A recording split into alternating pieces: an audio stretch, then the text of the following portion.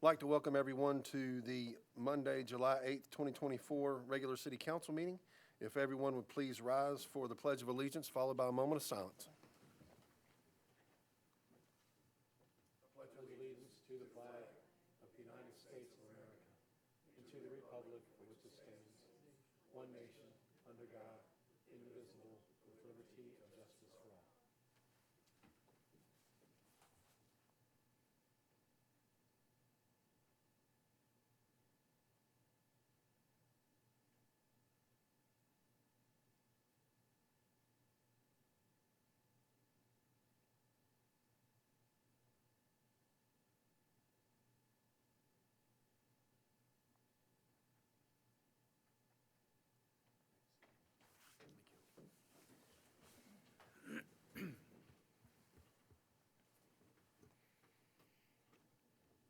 Okay to make a motion?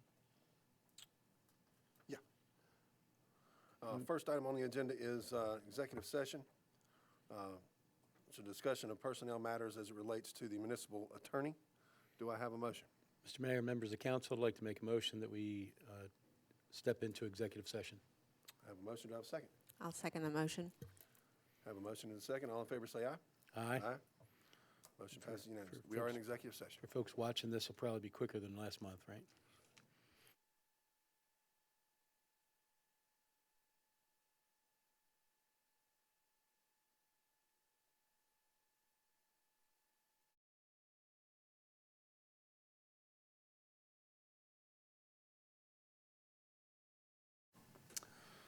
Okay, we are out of executive session.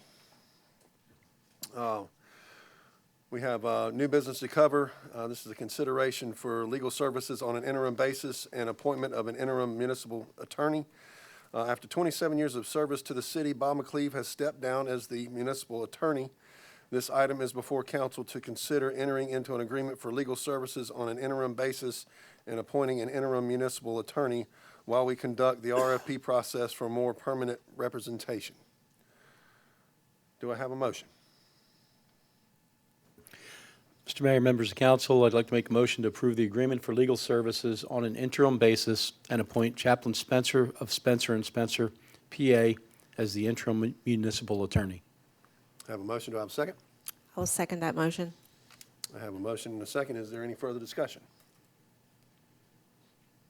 Okay, I'll call the question. All in favor say aye.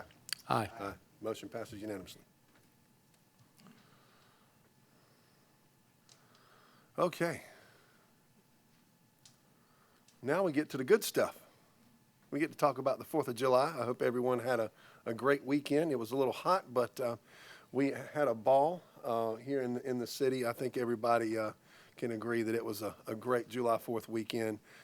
Hats off to our city staff and everyone that participated in the 4th of July festivities. Thank you very much for your hard work and dedication and the ability that you gave all of the residents to have such a great time. Just hats off once again. Thank you, folks. So, without further ado, we get to hand out some awards.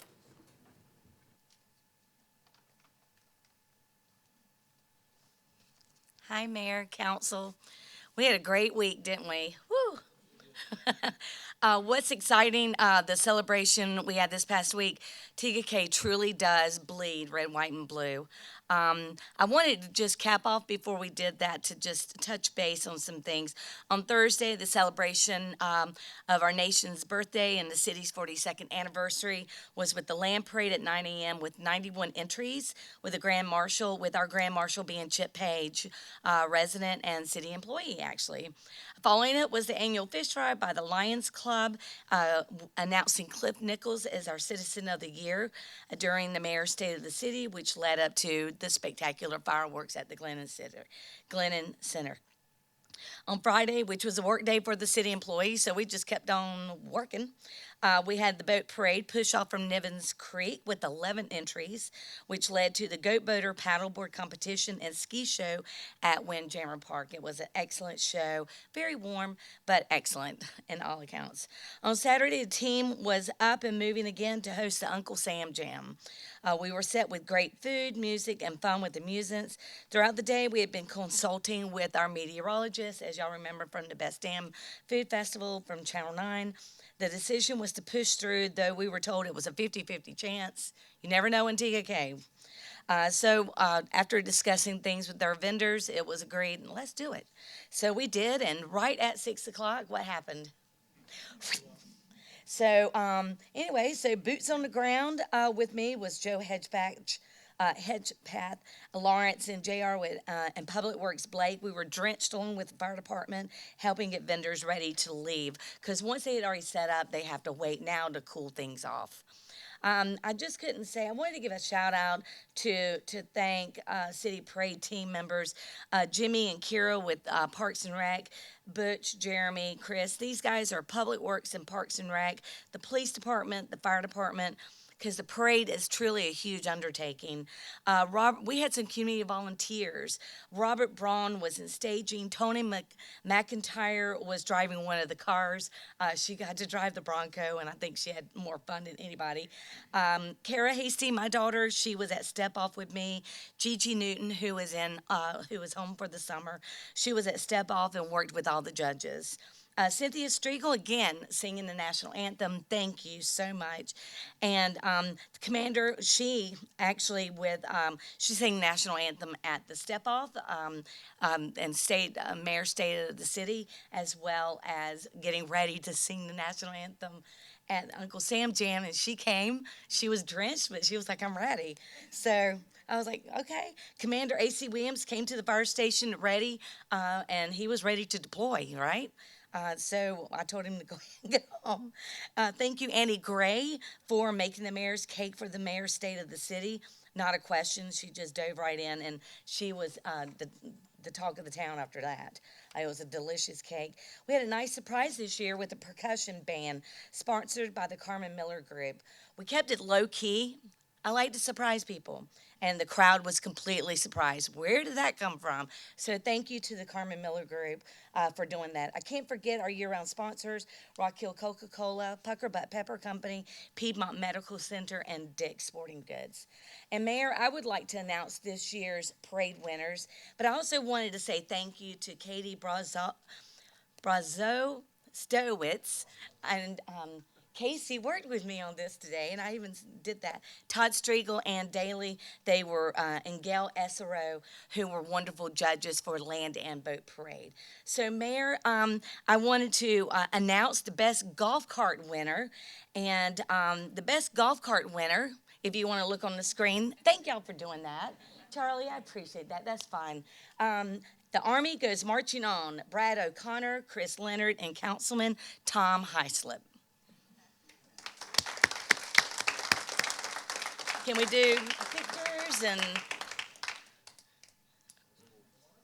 yeah, come on, guys.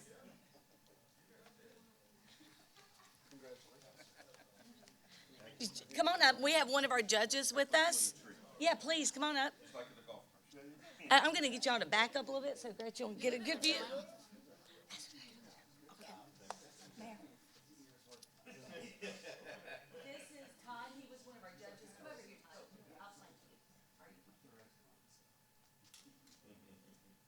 All right, everybody ready? Smile. 1, 2, 3, cheese. Okay. Thank you.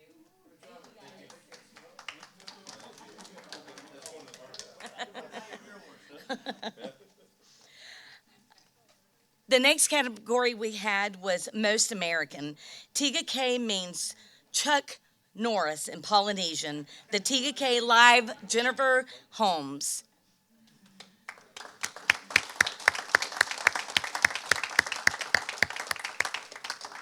Jennifer, I really still don't understand.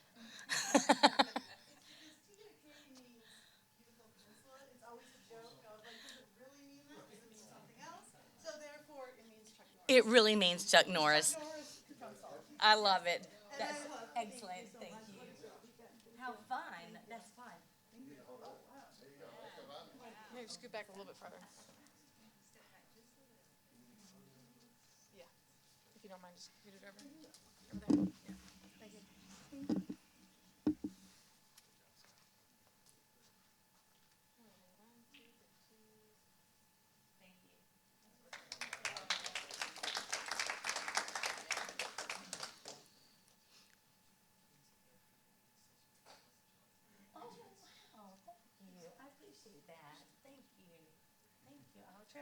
Thank you.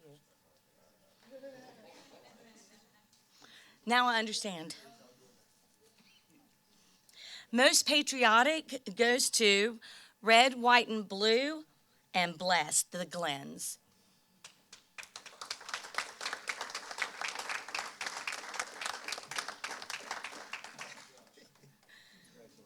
All right. Go ahead and get up there. Go ahead. You go ahead. Oh, gosh. All right, ready? 1, 2, 3, cheese.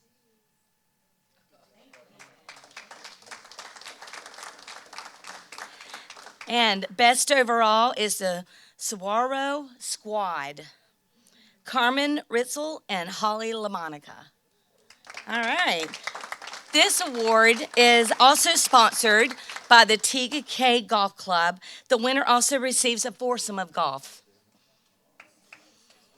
Carmen Reitzel, thank you. Carmen Reitzel. Thank you. Come on up.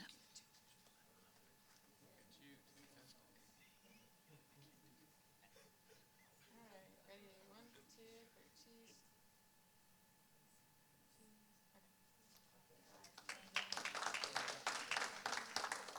Have fun on that golf game. Our boat parade made me a little nervous at first. Go ahead. I want to say thank you for letting us be able to bring all the mini bikes and stuff with the safety. You were there last year. Yes. And you allowed that, and just all the kids. I even had people on Facebook messaging me wanting to put their kids in it also. Awesome. So it really kicks off. Everyone loves it, and just want to say thank you for Well, that. thank you. And you know, one thing that, because I was nervous last year, I'm not going to lie. Little kids riding dirt We had a bikes. long conversation. And so it was definitely a collaboration. So thank you so much. I understand better. I appreciate it. Thank you. It was fun. Mayor, our boat parade just got better and better, and I have a feeling it's going to get bigger and bigger. So this year's winner, and one of our judges is here. She's going to join us. She wanted to be here to see the presentation.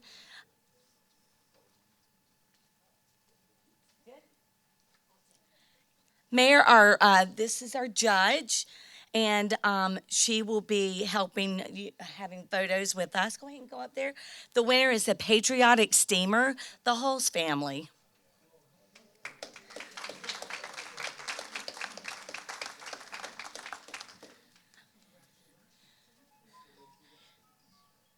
We were worried there was a real steamboat that had like smoke coming out and a horn that tooted in the little like wheel, and then that was like kind of our cardboard one. So It was beautiful. it was fun. Thank you for doing that.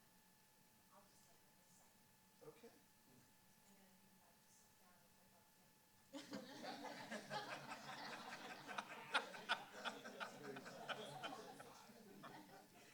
All right, ready? 1, 2, 3, cheese. Thank you. Charlie, thank you.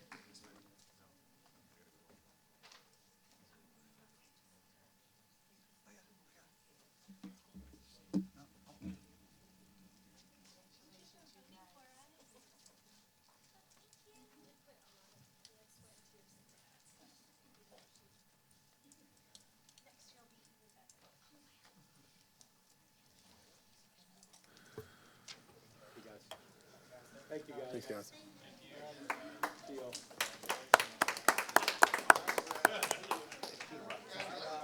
I know. Hey, Josh, congratulations to the real decorating committee. Yes, right.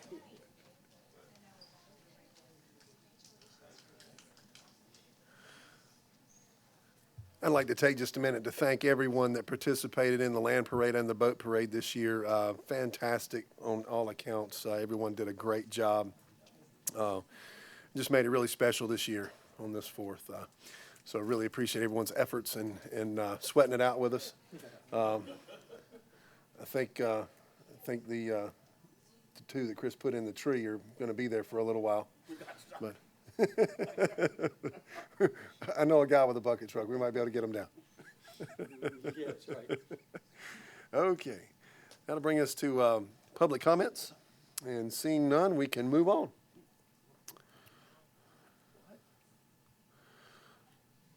So we will cover committee reports. And Councilwoman Miller, if you would please give us the rundown from the Planning Commission. I don't have eyes that are working.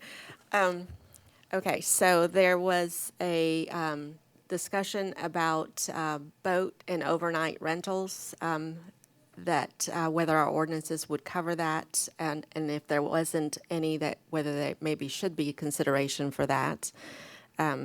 It was just a discussion. There was a discussion about Planning Commission members splitting up and assigning local commissions to attend meetings. So, for example, the Fort Mill Planning, York County Planning, Fort Mill School Board, EDC meetings, that they would assign a specific Planning Commission members to attend those so that they would have be current with area plans and growth approvals, and that might help them in their deliberations also.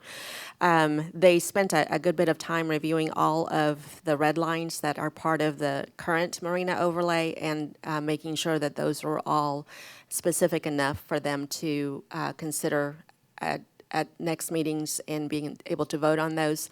They also decided that it was important for them to physically go and walk a 2x2 the marina area as they're considering what to approve and what not to consider, just based on topography and what could come up later. There was a lot of discussion about building heights and lighting for that area. So nothing voted on, nothing approved, but just a lot of consideration. Thank you, Mr. Mayor Pro Tem. Appreciate it. Okay. So we'll need to cover our approval for minutes. The first set of minutes that we need to cover is our regular city council meeting on June 17th, 2024. Do I have a motion to approve? Mr. Mayor, members of council, a motion to approve the minutes, the regular city council meeting minutes of June 17th, 2024. Do I have a second? Second. Is there any further discussion?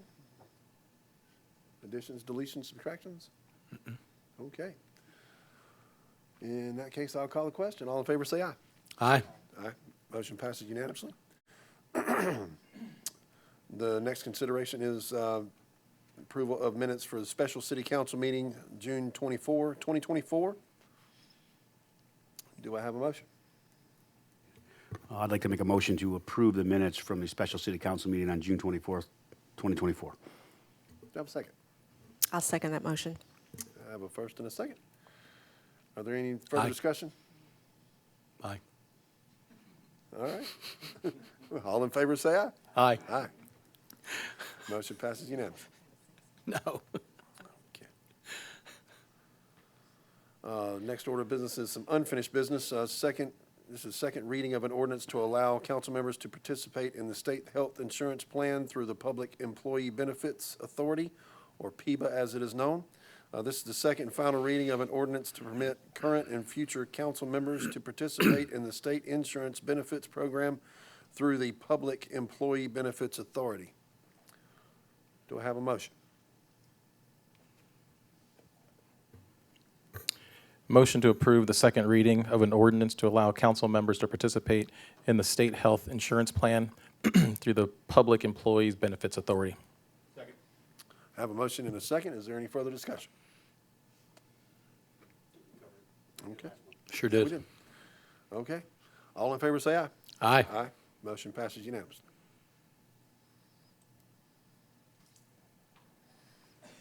Okay. Bit of new business here. This is consideration of awarding the bid for the Stephen M. Hamilton walking trail lights. During the 2023-2024 budget process, walking trail lights were budgeted for. In accordance with the city's procurement code, bids were solicited for. This item is before council to consider awarding that bid. Do I have a motion? Mr. Mayor, members of council, I'd like to make a motion to award the bid for Stephen M. Hamilton walking trail lights to Southern Lightscapes in the amount not to exceed $56,000 and authorize the city manager to issue the notice to approve, or to proceed, excuse me. I have a motion. Do I have a second? Second. I have a motion and a second. Do we have any further discussion?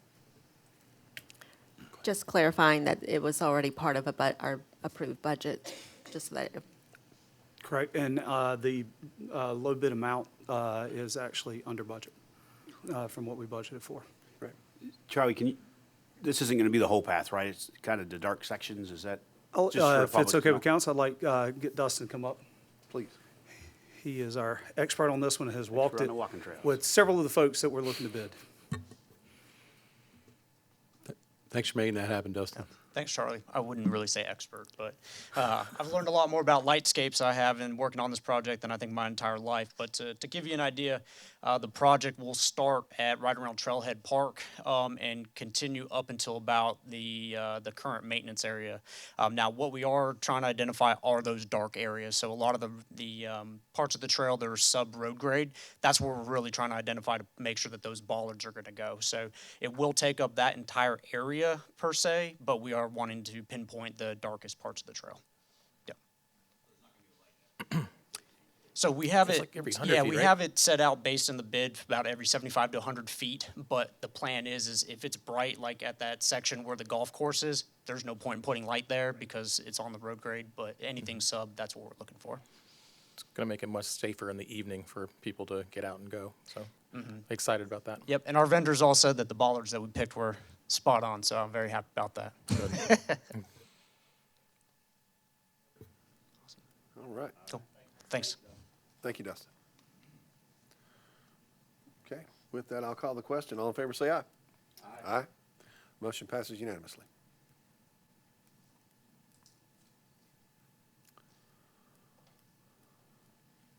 Okay. We have a little more new business. Consideration of awarding the bid for TEK maintenance open structure or allocating funds to replacement public works equipment. During the 2023-2024 budget process, a pole barn structure was budgeted for to store maintenance equipment. In accordance with the city's procurement code, bids were solicited for. This item is for council to consider awarding this bid or if funding should be allocated elsewhere.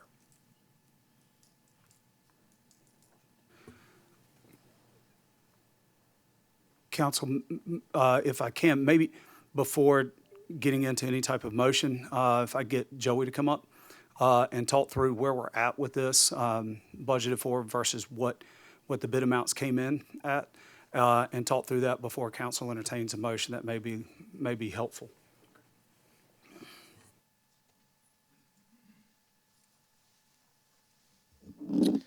Hello, all. We would get technical on the questions, I have Tim in reserve ready to help me with those questions. So essentially, we budgeted $85,000 as part of a pole barn this year. As we went through the engineering process, the engineer called for a little more, I guess, heavy duty structure than what was probably originally anticipated for. When it went out to bid, obviously seeing the bids, they were well north of the $85,000 that we had originally budgeted for. As staff, we've kind of decided to revisit that and look at some alternative to that we want to make part of the July 25th budget meeting and conversations with that. Essentially, taking the pre-designed carports that are out there, it'll be very similar to the maintenance, the Parks and Rec facility that was burned down.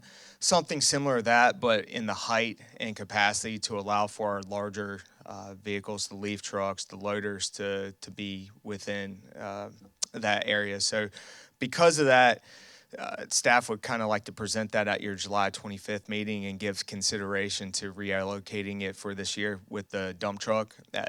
It'll be part of my stormwater presentation later, but it's a vital piece of equipment that we've been without since January that has increased the length that curbside collection that is taking.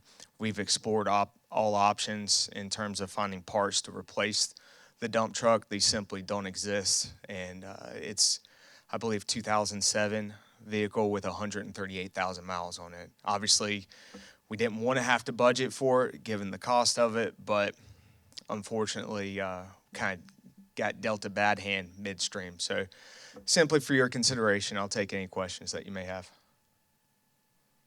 Is there an option to re-announce the bid, re-announce the proposal to try to get additional bids and see if we get any cheaper?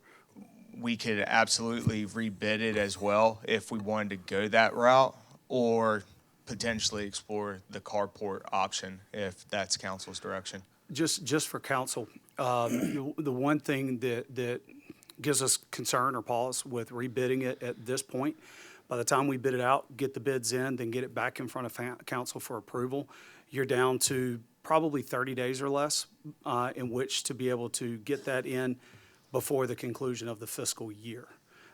So we can, what we would propose to council for consideration is let us reallocate the funds that were in this fiscal year for this towards replacing that dump truck, and then go through that process in the new fiscal year.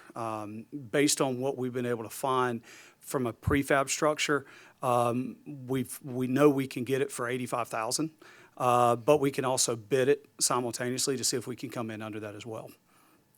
But we're getting too close to the end of the fiscal year to go through that entire process again, then get it back to council for award, and then get those funds actually spent before we conclude our fiscal year, is our concern with it right now. So if I may, if we budgeted for the 23-24 fiscal year, $85,000 for the enclosure or structure, we'll call it, and we know we can get it built for that, why don't we continue to hold on to those funds for that structure and approach this dump truck as a separate budget item instead of a shell game, it sounds like to me. I don't know that I would classify it as a shell game. I mean, if council doesn't want to move forward with the dump truck at this point in time, I mean, I'm not saying we is what don't. it I'm is, just saying if but- those funds were allocated for the building and we can build the building for that, why not keep those funds available? Well, the or roll company, that into the prefab company is an under state contract. So we would need to bid it again. We could utilize that company as one of the bidders, Right. if you will, but we would have to go through that procurement process because they're not under state contract. So you're back into that ball game as far as timelines and being able to get it done and get those funds expended before the end of the fiscal year. If they're not expended before the end of the fiscal year, let's say we start them and they get started up in September, run into weather delays or shipping delays or whatever the case may be, and we're not expending those funds until October, November, then that becomes a budget hit in next fiscal year versus this fiscal year. You follow what I'm saying? So what we're proposing is we would like to budget for those same funds again for the new fiscal year. We can start that process, but not, we can start the bidding process, but not start the construction process or the award process before October 1st. Still get it built in the fall, right? Assuming council approves the funds, but we could go ahead and get that dump truck in off of what we've got in the budget for this year. The positive, and obviously the delay for this past budget year, was just getting the engineering plans for the building. Tim began this process shortly after the new year, and just being able to engage with the engineer and getting those things in place obviously was time consuming, and then you throw in the factor of putting it out for bid for as long as we did to try to secure as many bids as possible, kind of led up to the challenges that we experienced getting in this budget year. And the cost of the new dump truck is a little bit more than what the pole barn or the structure was, the funds have been allocated for, correct? Slightly over. We would capture those remaining funds in the stormwater budget since it is primarily used for the for stormwater operation. I won't say primarily used, but it's a big part of curbside collection, but obviously used for other functions as well. Okay. And there's only one proposed cost for the dump truck? I mean, it's only one place, right? It's under state contract. Explain that to me. So the state has a procurement where they have vendors that are part of the bidding process. They bid it out. The state bids it out with vendors at the beginning of the year, and that sets the price for governments that they can buy their specific vehicles or equipment that's on state contract for that year. It's already bid out, so that's the lowest price that you can get for it. It's I think- typically closer to wholesale when they have a state bid like Correct. that. Yeah. I think my concern is that last month we also had funds that were taken from one budget and used at a different budget, and it seems like I said it last month too, I really don't want to start setting precedents to where there's funds allocated here and all of a sudden we find that we need to use it for something, so, and because they're available, we might as well. For me, I'm not saying that we don't need the truck. I'm definitely not saying that we shouldn't have the pole barn. But being as close as we are to that new year, it seems like we would want to just take a step back and really review where the money is going to be spent as a full year rather than trying to plug in numbers simply because we have funds available. I think the reason why we're coming to you is because this is a need. I hate that my presentation's after the fact, but you're going to see with curbside collection the challenges we're kind of up against, and our staff is reallocating a lot more time to curbside collection because of that dump truck being out.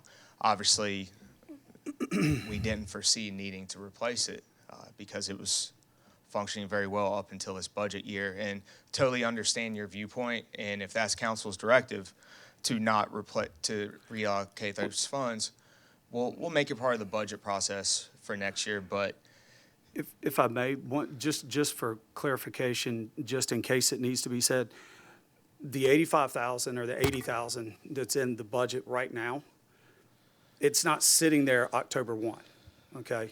So at the end of your fiscal year, any of those leftover funds, that's in reserves. So now instead of just a $85,000 ask in the upcoming fiscal year, you could be talking about 165,000, if you follow what I'm saying.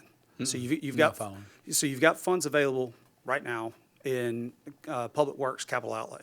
Okay, at the end of it's come October 1st, those don't carry over to the next year. That just becomes reserve funds. Okay, so now to budget for dump truck and budget for this shelter, if you will. Now you're talking about a $165,000 encumbrance in next year's budget versus 80 in this one and 85 in the next one. So correct me if I'm wrong, how much is the truck? with upfits, approximately $85,000, Okay. give or take. So if slightly. we work that, I'm having a little bit of probably a semantics challenge here.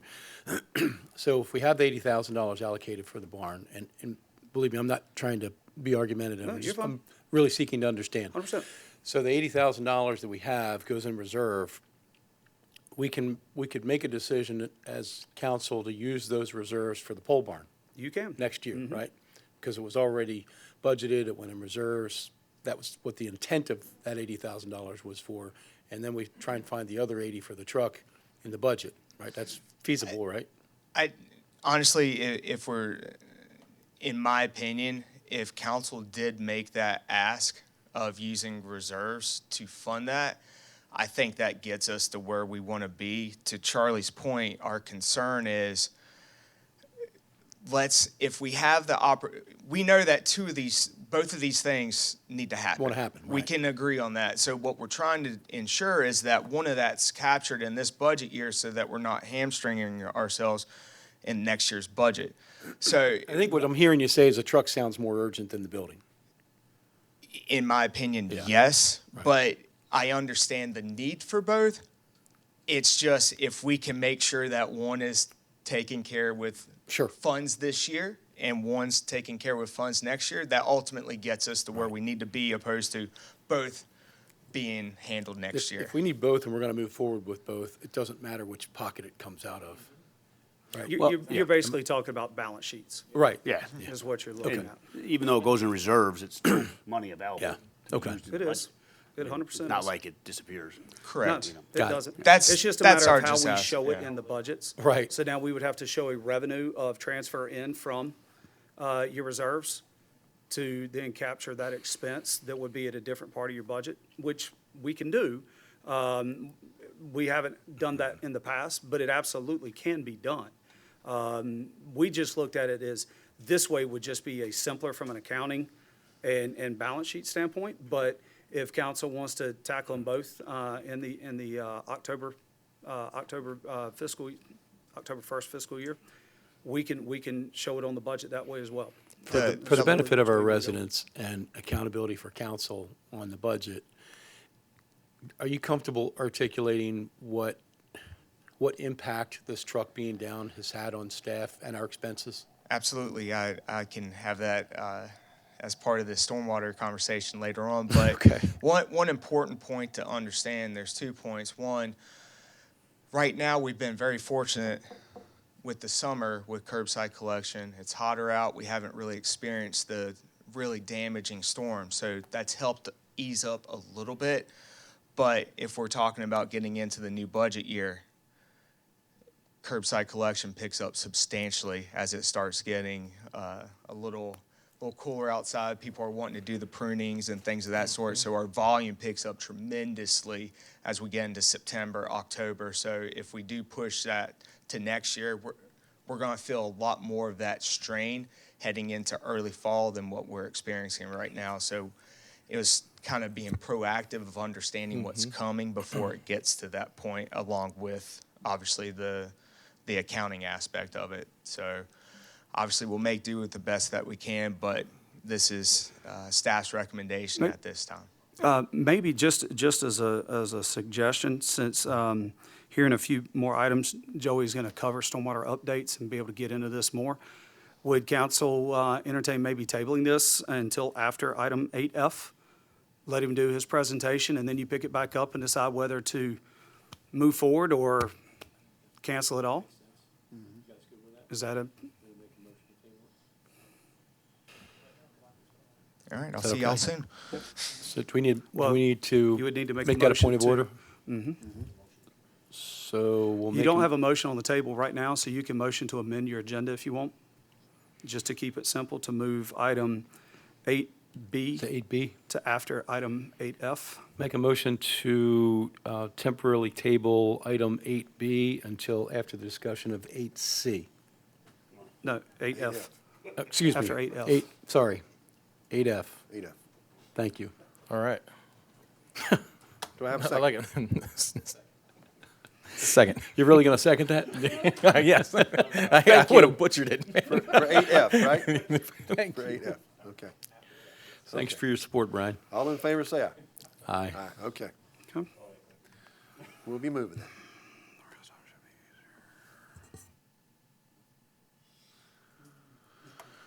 Okay, we have some new business, consideration of awarding the bid for stormwater infrastructure repair / replacement at 27043 Tidal Way, 2044 Manilla Bay Lane, and 12035 Spinnaker Drive. The funds for these projects came from the stormwater budget under the drainage maintenance and materials line item. In accordance with the city's procurement code, bids were solicited for stormwater infrastructure repair and replacement projects. This item is before council to consider awarding that bid. Do I have a motion? Mr. Mayor, members of council, a motion to award the bid for stormwater infrastructure repair and replacement projects to Eddie Smith and Sons Incorporated in the amount not to exceed $170,000 and authorize the city manager to issue the notice to proceed. I have a motion. Do I have a second? Second. I have a motion and a second. Do we have any further discussion? We have one bidder for this, and it's $170,000. 170, yes, ma'am. Is there not a benefit to asking for more? I know we've had this discussion before about coming in with one bidder. Getting multiple bids would be fantastic. We would love to have multiple bids, but when we put it out for bid in all the places that we put it, especially putting it on, it's called SCIBOs, South Carolina Business Opportunities. I mean, you've got contractors all over the state that have people on their staff that just watch that for bids.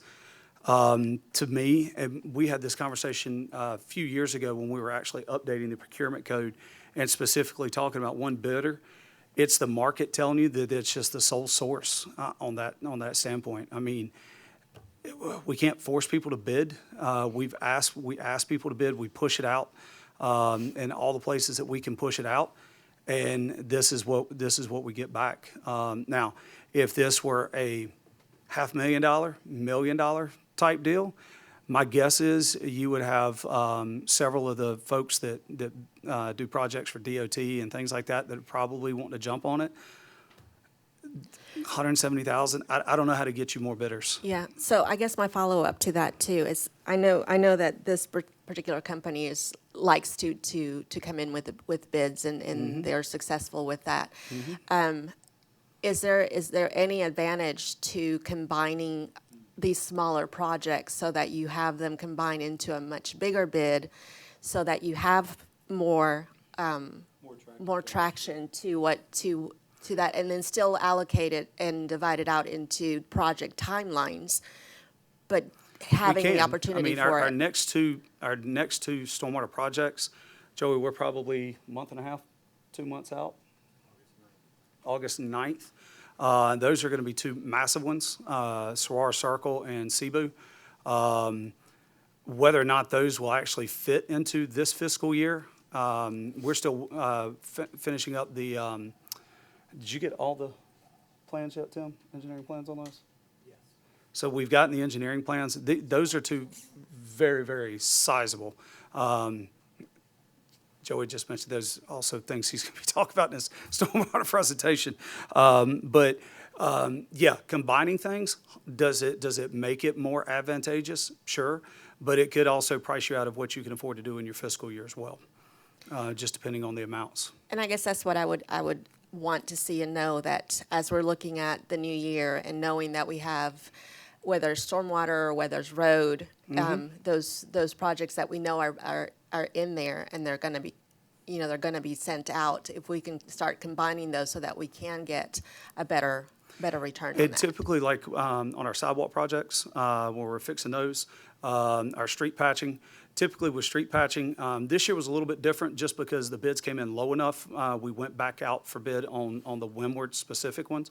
If those bids had come back, the original street patching bids had come in higher, would probably be looking to try to do the windward patching in next fiscal year. So yeah, I mean, typically we like to bundle those things together so that it is one massive type bid, if you would, because it does attract more contractors. I think you're spot on that. Our next two major stormwater projects, though, those are going to be significant. I mean, to the point that we're going to have a lot of conversations at your July 25th workshop about stormwater because of those sizable projects that could be anywhere. Just one of them could be $250,000 just by itself, if not more. So. And it doesn't make sense to hold this one off until we make it be part of that big bid? I would say that these projects we've held off on for a while. You're talking about infrastructure on the roads and potentially impacting properties. You've got a qualified bidder that does qualified work in the city, and you've got the budget to be able to handle it. I would go ahead. My recommendation to council is that you would move forward on this, and then we sit down as a group when we get Saguaro and Cebu in. Those are going to be probably two of the most significant undertakings from a stormwater standpoint that we've had in quite some time here in the city, as far as infrastructure goes. Is this project the one we talked about where we've got a lot of pipe deteration and some areas that That's pretty much all of our don't even stormwater have projects. pipes anymore? Yeah. In traditional TGK, you have a lot of galvanized steel pipe that's been under the ground for 40-plus years. You're talking about a lot of salt and slag from ice storms over the past. I know we haven't had anything recently, but when you combine that with just sheer weather, I mean, I'm not sure who 50 years ago came up with the idea of putting galvanized steel pipe underground, but most of our stormwater projects are because the pipe no longer has a bottom. In some cases, it doesn't even have a bottom or a top. It's just a void under the ground where a pipe used to be. So, and that's, now when you get into the newer sections of town, it's more RCP, your reinforced concrete pipe, or your PVC, polyurethane pipe, where it's holding up much, much longer. It doesn't give us the same concerns by any stretch of the imagination. But where we fight most of our stormwater battles. If it's not on the golf course, which is again galvanized steel pipe, it's in traditional TKK. In Charlie, if Yes, sir. this project here we're talking about, that's being paid for with the stormwater fees. That's funds we correct. Collected. Yes, sir. But I think the other two you're talking about, the reason we're talking about budget, because we only get about $250,000, right? Something like that in Less- stormwater yeah. fees? So, Yeah. okay. Yeah, these other ones may require, to be able to tackle those and additional ones going forward, you're definitely going to be looking at considering a fee increase on stormwater for the next fiscal year, just so we Or, can, and/or using general fund, I'm assuming, even if we can't get enough. if that's. I mean, if it's that that's bad, supposed you to may go. have to look at But, other yeah. alternatives, but, okay.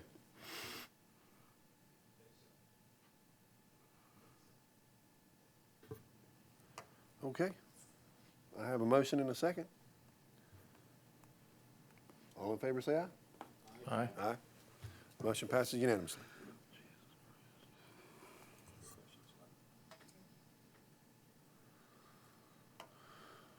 Okay, this is an item of new business, a consideration of awarding the bid for building permit, code enforcement, and business license software. In accordance with the city's procurement code, bids were solicited for building permit, code enforcement, and business license software. This item is before council to consider awarding that bid. The current software system leaves much to be desired from the customer and employee standpoint. As the annual renewal for the current software comes up in October, and it will be approximately 60 to 90 days to implement the new software, staff is requesting to move forward now to ensure a smooth transition. Do I have a motion?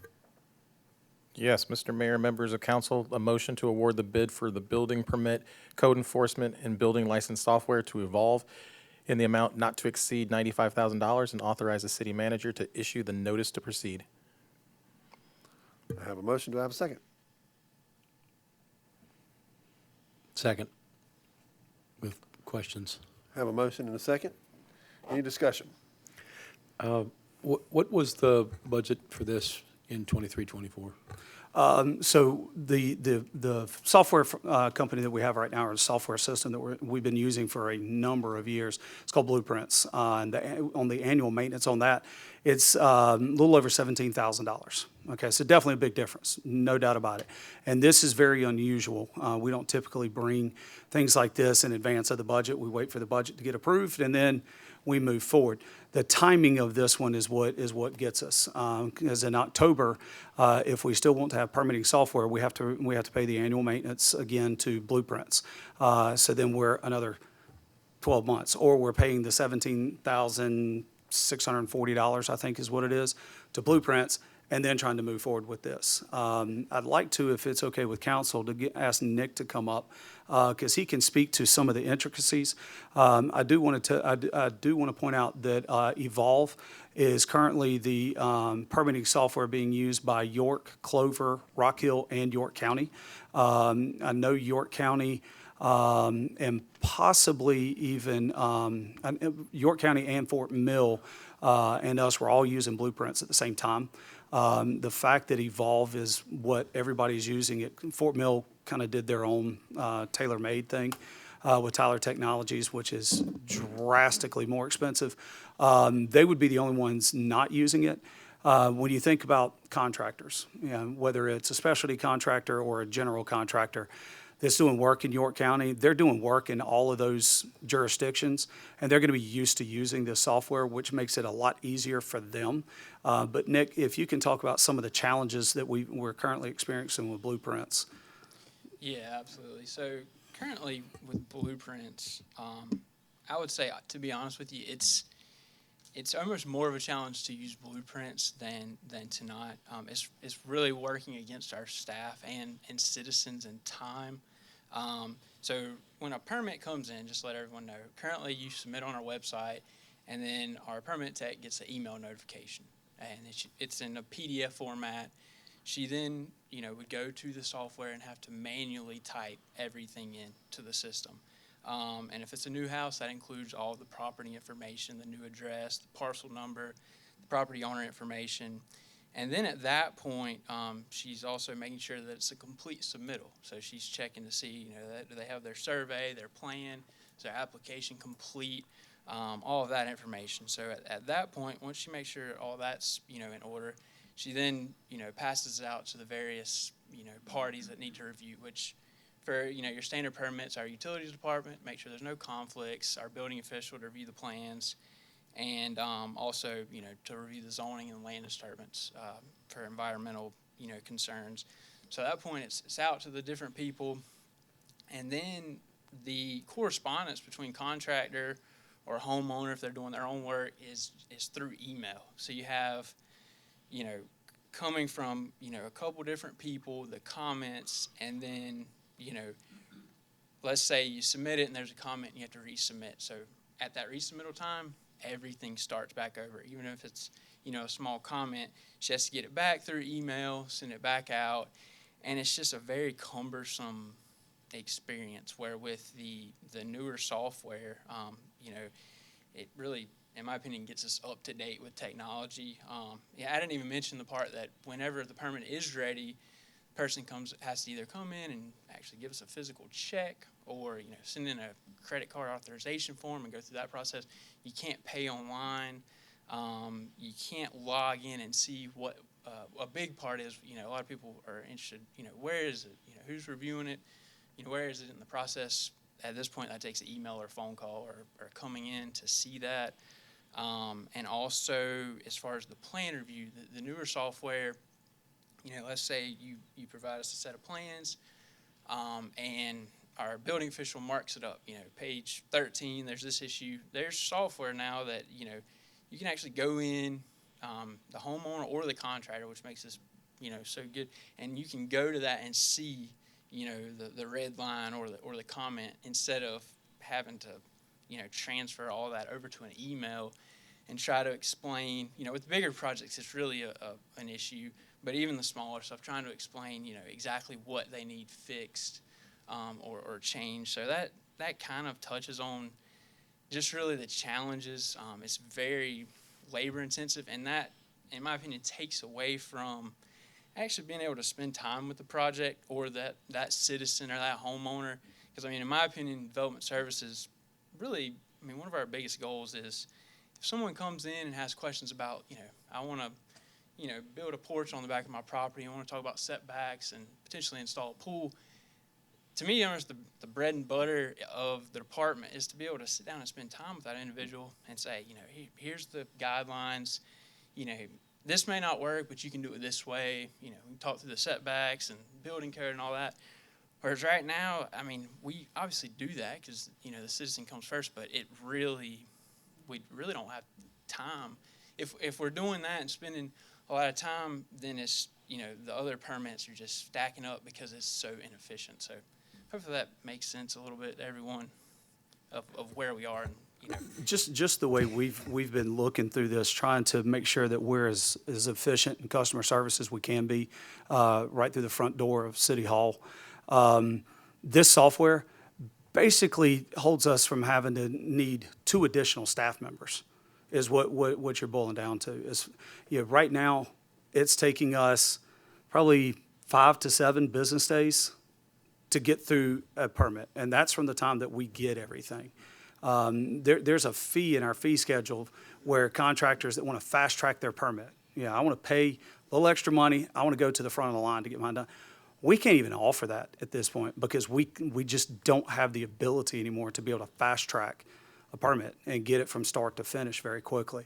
I know several of y'all, I would say primarily the mayor, gets a lot of contacts from contractors that are complaining about, hey, I can't find out about my inspection. I can't find out about where my permit process is and things like that.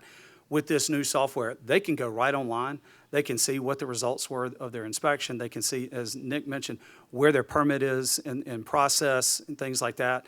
And all the communications that Nick was mentioning that's all back and forth via email is all housed right there in that software with that specific project versus this email and that email and the other email. It's all right there in the notes of that project. So that's, as I said at the beginning, this is a little unusual for us. to ask for something that really won't have an impact until next fiscal year as part of the budget. But because of the timing on the renewal, that's why we're bringing it before council now, so that it's a smooth transition from one to the other, and we don't have any gaps. A question on the timing. So October, the new bill's due on the current software. But the bid says it takes 4 to 5 months to implement this Evolve software. Right. 2 to 3. No, it says 4 to 5 in the bid. Oh, okay. In the actual So- bid they submitted. Nick has talked to them. Go ahead. Yeah, great question. So how do we get That was there? initially Charlie and I's number one question. Can we get this in place in time? And so, the way that it's laid out is there's different modules. So there's a module for permitting, there's a module for planning, zoning, and there's a module for code enforcement and business licensing. So, I made the phone call and asked if it was could be done to start October 1st because of the dilemma we have with the old software and permitting specifically, because we can't, that's really, what we're dealing with day in and day out the most. And they said yes, that we could get you up and running with the permitting module by October 1st. With a big reason of that is because they've already transitioned a few of our other local municipalities or jurisdictions, I should say, from blueprints to this. So everything's in place from a technology perspective to do that. So Blueprints was supposed to be the end-all, be-all software at first. What's to say that this software is supposed to be the end-all, be-all software and it's not? So Do they have a different support staff? Do they have a different technical assistance? right. So I spoke to a neighboring jurisdiction who just implemented this within the past 2 years, that's similar size to us. And, I asked that question, what's been your experience? What's the implementation like? Because a big part of this too is the implementation. Because at a previous place I worked, we had a software that, was awarded that we were going to use, never got implemented because it was so labor on staff, basically having to build it from the ground up. And that was what I asked this individual, how was it? And he said, it's all hands on deck on their side. They come in person to do it. They can set it up, however you'd like.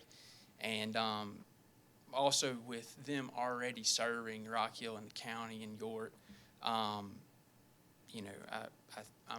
I don't think we need to necessarily reinvent the wheel. A lot of our things overlap, and they already have that foundation of what works. So all of the references that I've reached out to and information that I've gathered, makes me believe that this will be completely different. I think maybe the other thing is the fact that Rock Hill, York, Clover, York County haven't experienced issues. All the things that Evolve says that they can do, they're doing, and they've been doing it for a while with those jurisdictions. I think is the other thing that can give us some peace of mind there. So currently, with our clerk, she's responsible for intake, she's responsible for getting all those emails and everything together. So what would be her function after this Evolve? If we were to vote on this, what would be her function? Yeah, so as far as that's concerned, basically, she would be the one, because at the end of the day, we're still, having to check the contractor's licensing and guiding people through, making sure that they are able to get on and they're utilizing it instead of using, call in or email. And obviously, you're always going to have that, but just really in my opinion, it gives her the bandwidth to take those phone calls as they come in versus, or the walk-ins or spending time, just having more bandwidth to spend with the citizen or contractor, whoever it may be, to just have a better experience and to make sure this is getting, expedited through as it should. Because whenever those submittals come in, they still, it is automated in a sense, but there's still going to be, need to be somebody to administer the system. Because for a lot of people, a lot of homeowners, you may only ever submit for one permit, while you're here. So there's always going to be the need for assistance, and, guiding people through to make sure that we're getting the best use, getting our money's worth out of the software by using all the features. So currently you have one staff member that is processing all of the requests, speaking with contractors, speaking with homeowners, reviewing permits, or is there more than one staff? Yeah, so primarily one staff member who's processing all the intake, getting it out to the appropriate individuals, and taking the payment back in, and then issuing the permit. Whereas, it's divvied up as far as the actual review. So the building official is going to review the building plans, engineer if they're needed, utilities, planning and zoning. So she's doing basically everything but the review. So really in the grand scheme of things, the plan review is sort of the easy part. It's the, really getting your hands around, just making sure everything is in order, and, you don't let one slip through the cracks, or if there are comments, making sure that the contractor gets those comments as soon as possible so they can resubmit and get their permit. So you're comparing some of the other communities around us that use this, York County, Rock Hill. So they're much larger communities with, I would imagine, a lot more volume of requests and permits and reviews and all of that. We're much smaller than that. It doesn't seem like that would be an apples to apples need comparison. Yeah, so I specifically reached out to York because I thought that was the closest comparison. So I reached out to their development services director, who's also their building official. So I felt like he'd have a good grasp on, how it's working. And they just started implementation a year or two ago. So I thought that was kind of the closest comparison, right? Because we don't have. And I guess just even in the build out, right? York still has area we really don't. Right. But yeah, as far as a, permit and just they obviously there's a little more land over there for the future. But I thought they were comparable, from a permit aspect, and that's why I specifically reached out to him to see, and I wanted also to get somebody that just came on.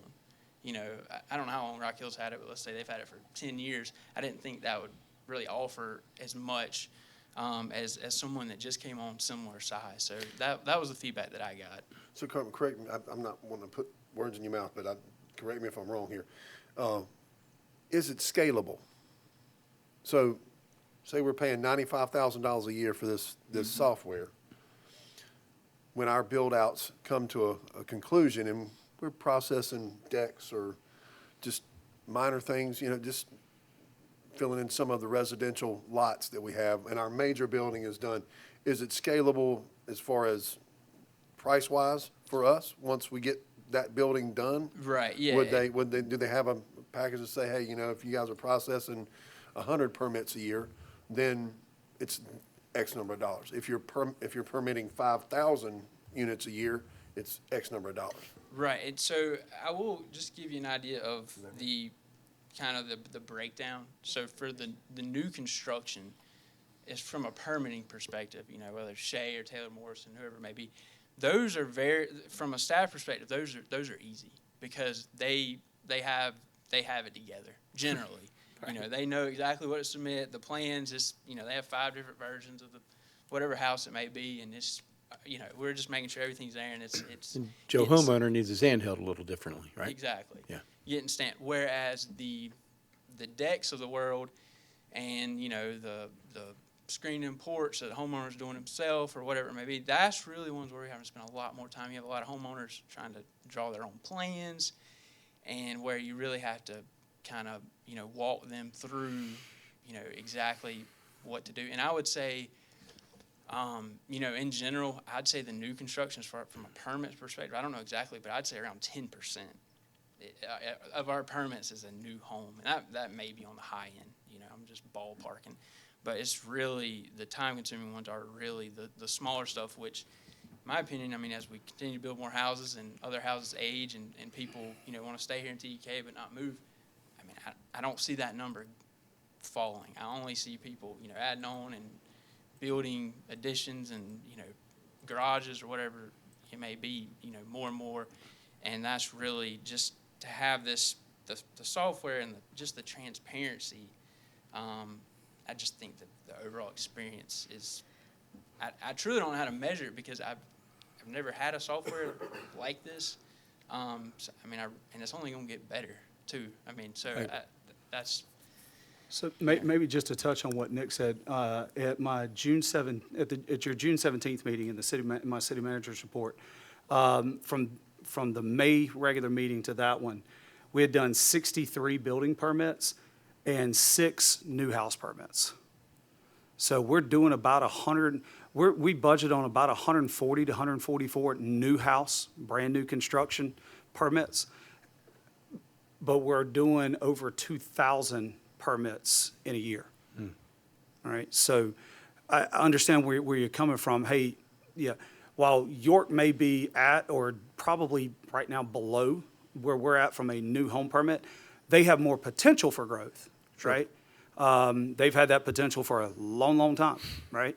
They're starting to get into it. It's very, very undeveloped area of the county.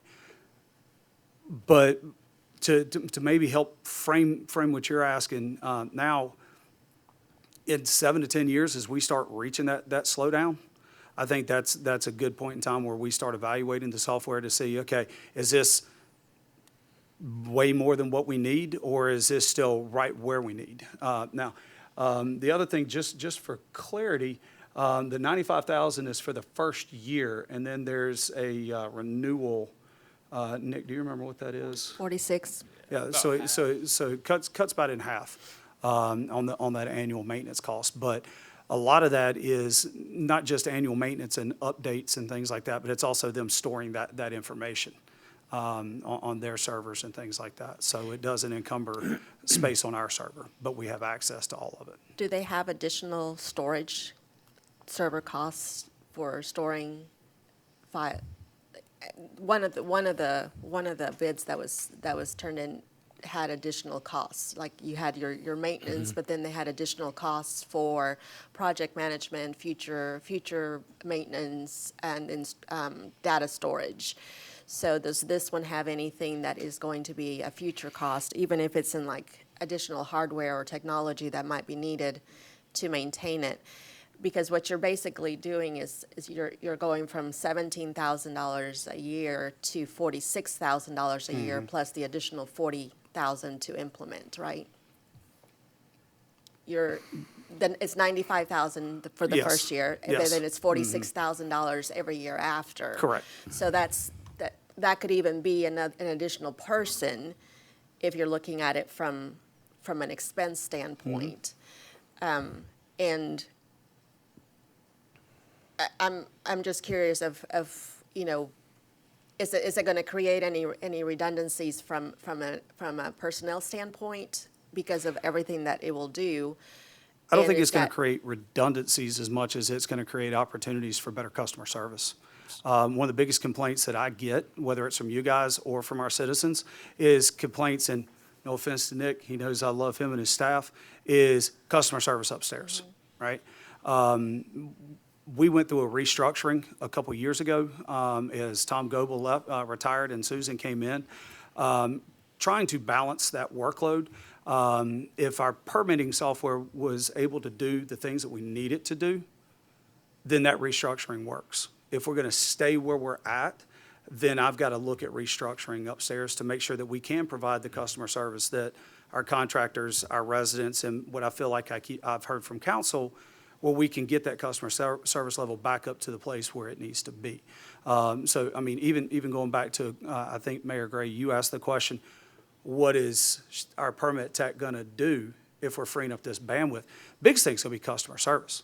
Being able to take those calls instead of people going to a phone tree and having to leave a voicemail and having to wait to hear and things like that.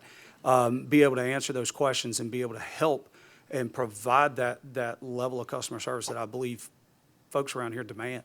That's one of the biggest things that we get out of the software. Now, without it, can we provide that customer service level? Yes, but as I said before, I'm going to have to add some more staff upstairs to be able to keep up with the permitting side of things and get it done on an effective, efficient, timely manner, and still be able to provide that customer service versus having to do things. I mean, we're really not doing things any better than using an Excel spreadsheet right now.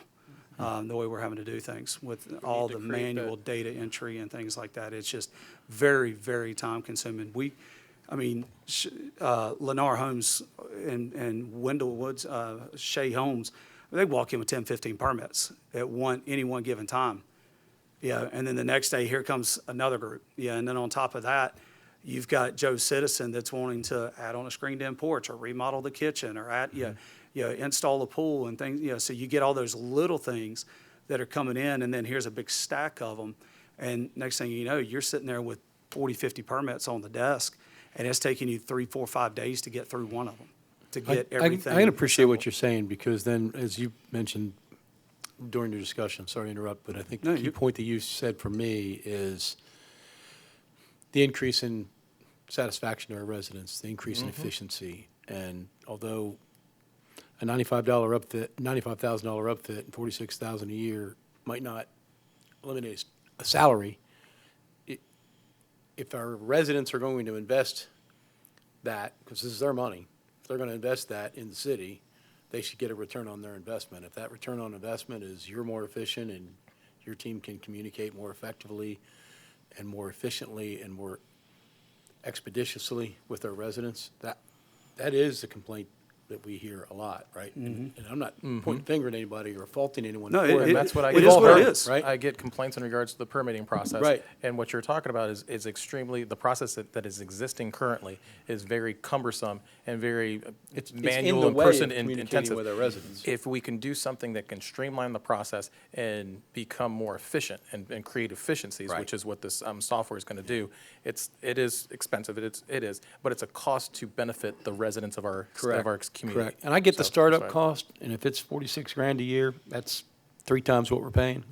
If our residents get a 3 times better experience. Yes, that our communicate with residents, you our guys, contractors, That's a everyone will be worthwhile investment involved to and on the me. same page. Yeah. Because right now, everyone seems like they're not on the same page. Yep. And I will And say too, I trust you that you're going I to don't see have that any through. numbers to back this up, but in my mind, if we're a lot more efficient and we're able to expedite, then I think there's a pretty good chance that we get more permits submitted, which is Good call. is revenue. Right. I don't know what that number may look like, but I mean, if a contractor is completing a job in 2 less weeks, may give him an opportunity to go to another home and Right. another project, and Well, or you may have people that just aren't How gonna cool be- would it be for somebody to finish a project on time because we didn't hold them up? Right, and you Right. also may have, you may have people that simply aren't getting permits because, I don't Right. know, but just. I'm sure there's a level of that. Nick? Would you have systems in place that would allow you to measure the changes, measure that response time, measure the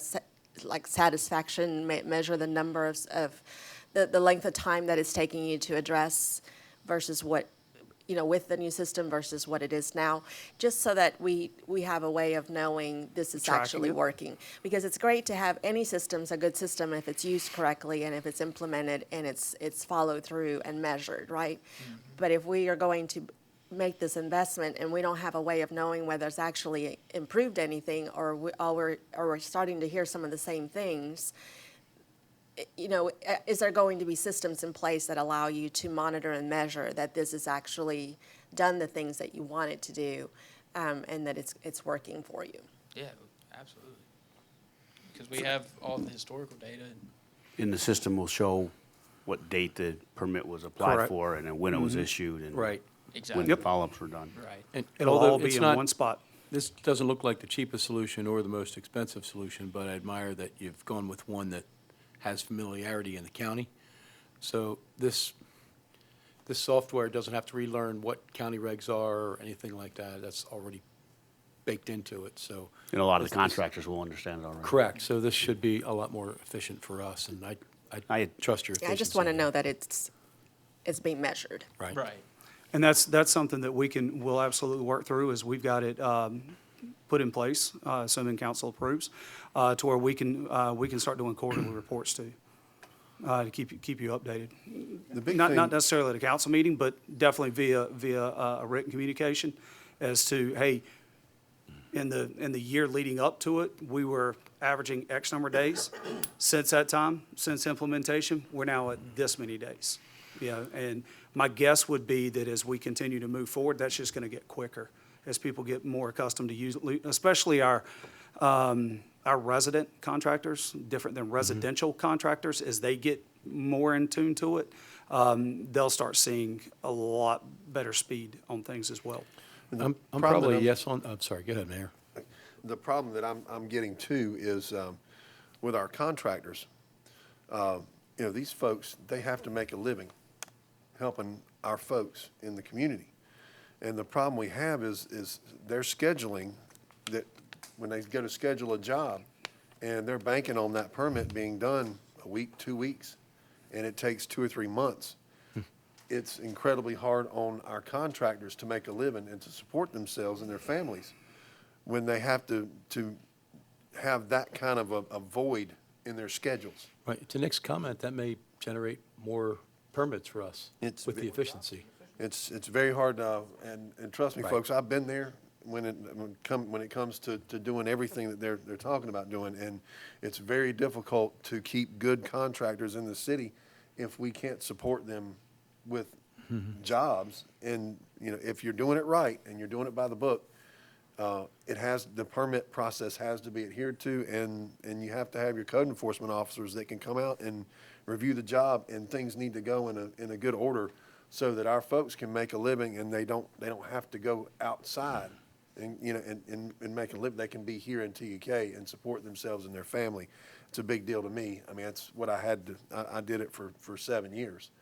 And way back when, we didn't have all the building and everything going on, so it was a lot easier to get your permits and stuff and get those done, and it took a lot less time.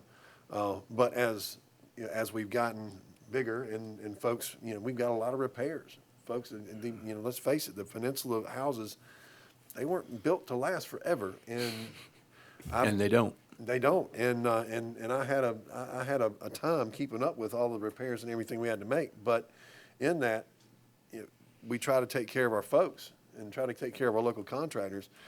This is one of those things that I think that we've needed for a long time. And I'm sorry that we had to go with another company that wasn't exactly up to par with what we needed. $95,000 question for me is it in the budget this year? Well, that was my question. Where's the funding coming from? Yeah.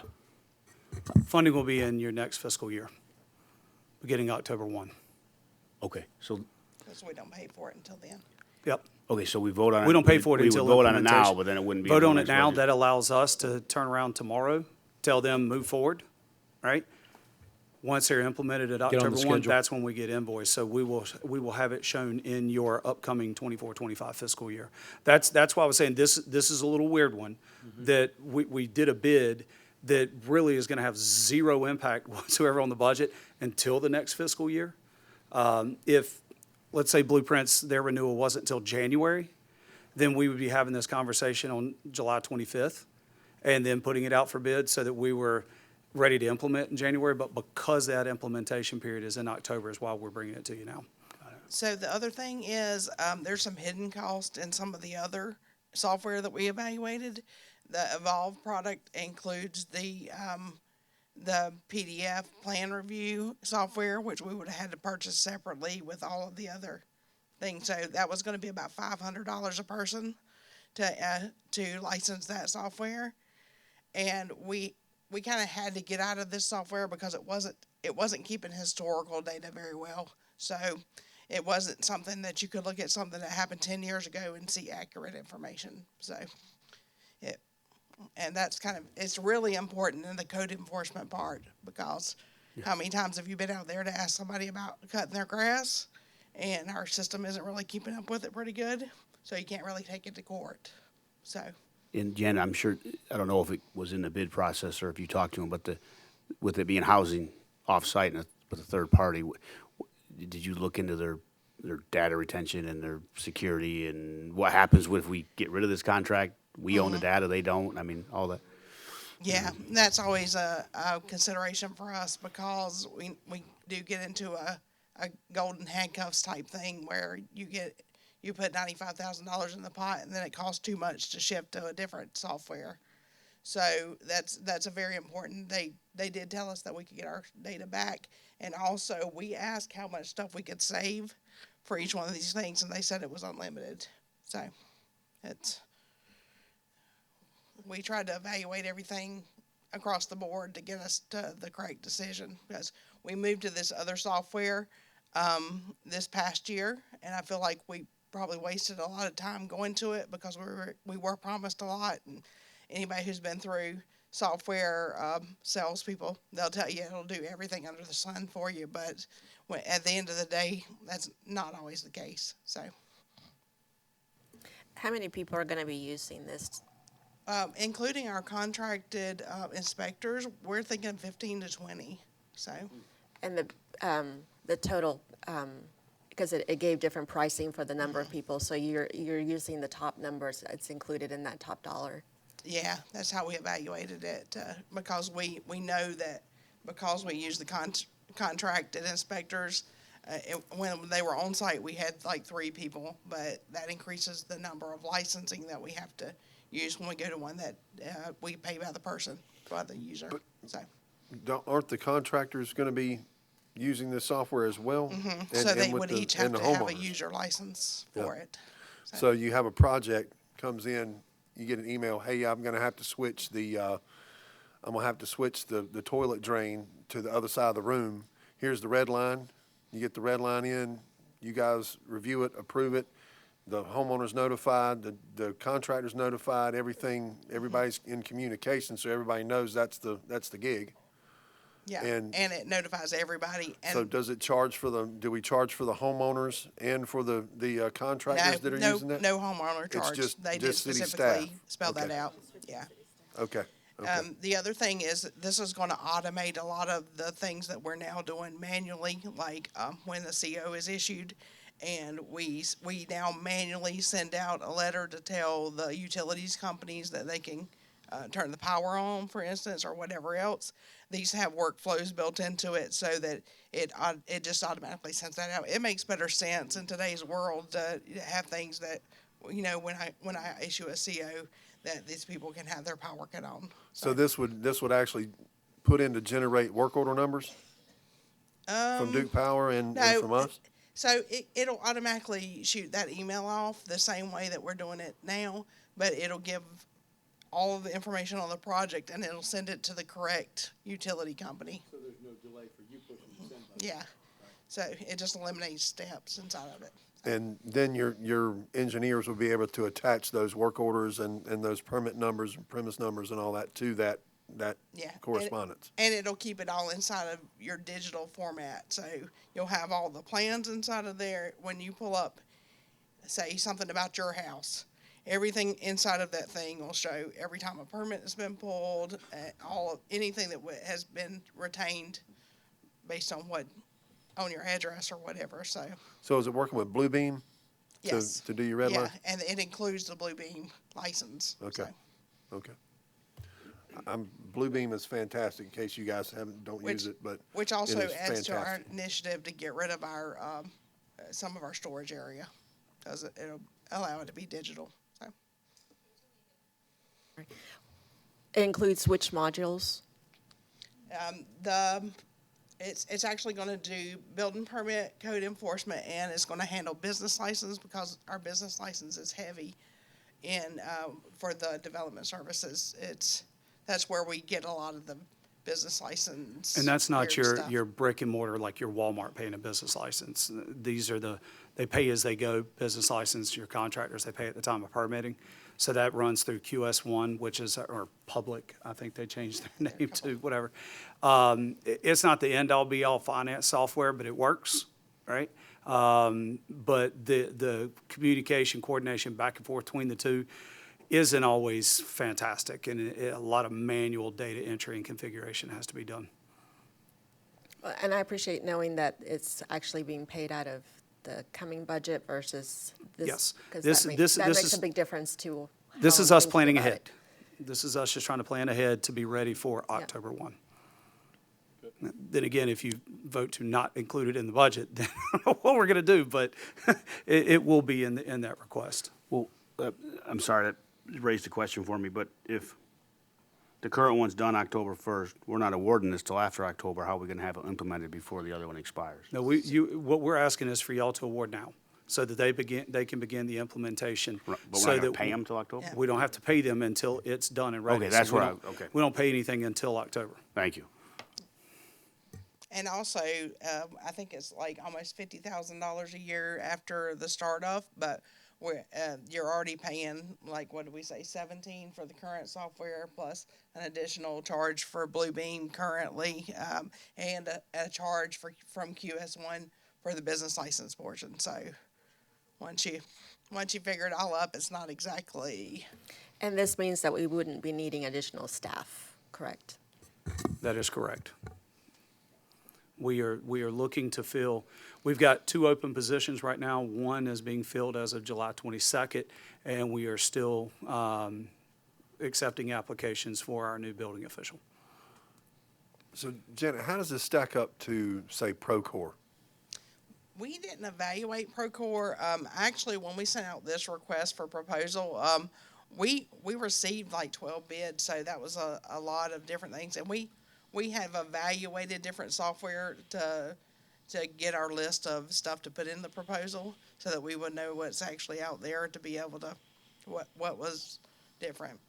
The blueprints that we were running was installed off of a disc that was picked up at a trade show, and we never actually, it was never updated. And then Blueprints wanted to get into the cloud game, and so we went with that, but it really never performed like we wanted it to. So we didn't really look at Procore. But Do we have any further questions, folks? Okay. Thank you, Janet. Appreciate it. Thanks, Nick. Appreciate it. Okay. And then I would call the question. All in favor, say aye. Aye. Aye. Motion passes unanimously.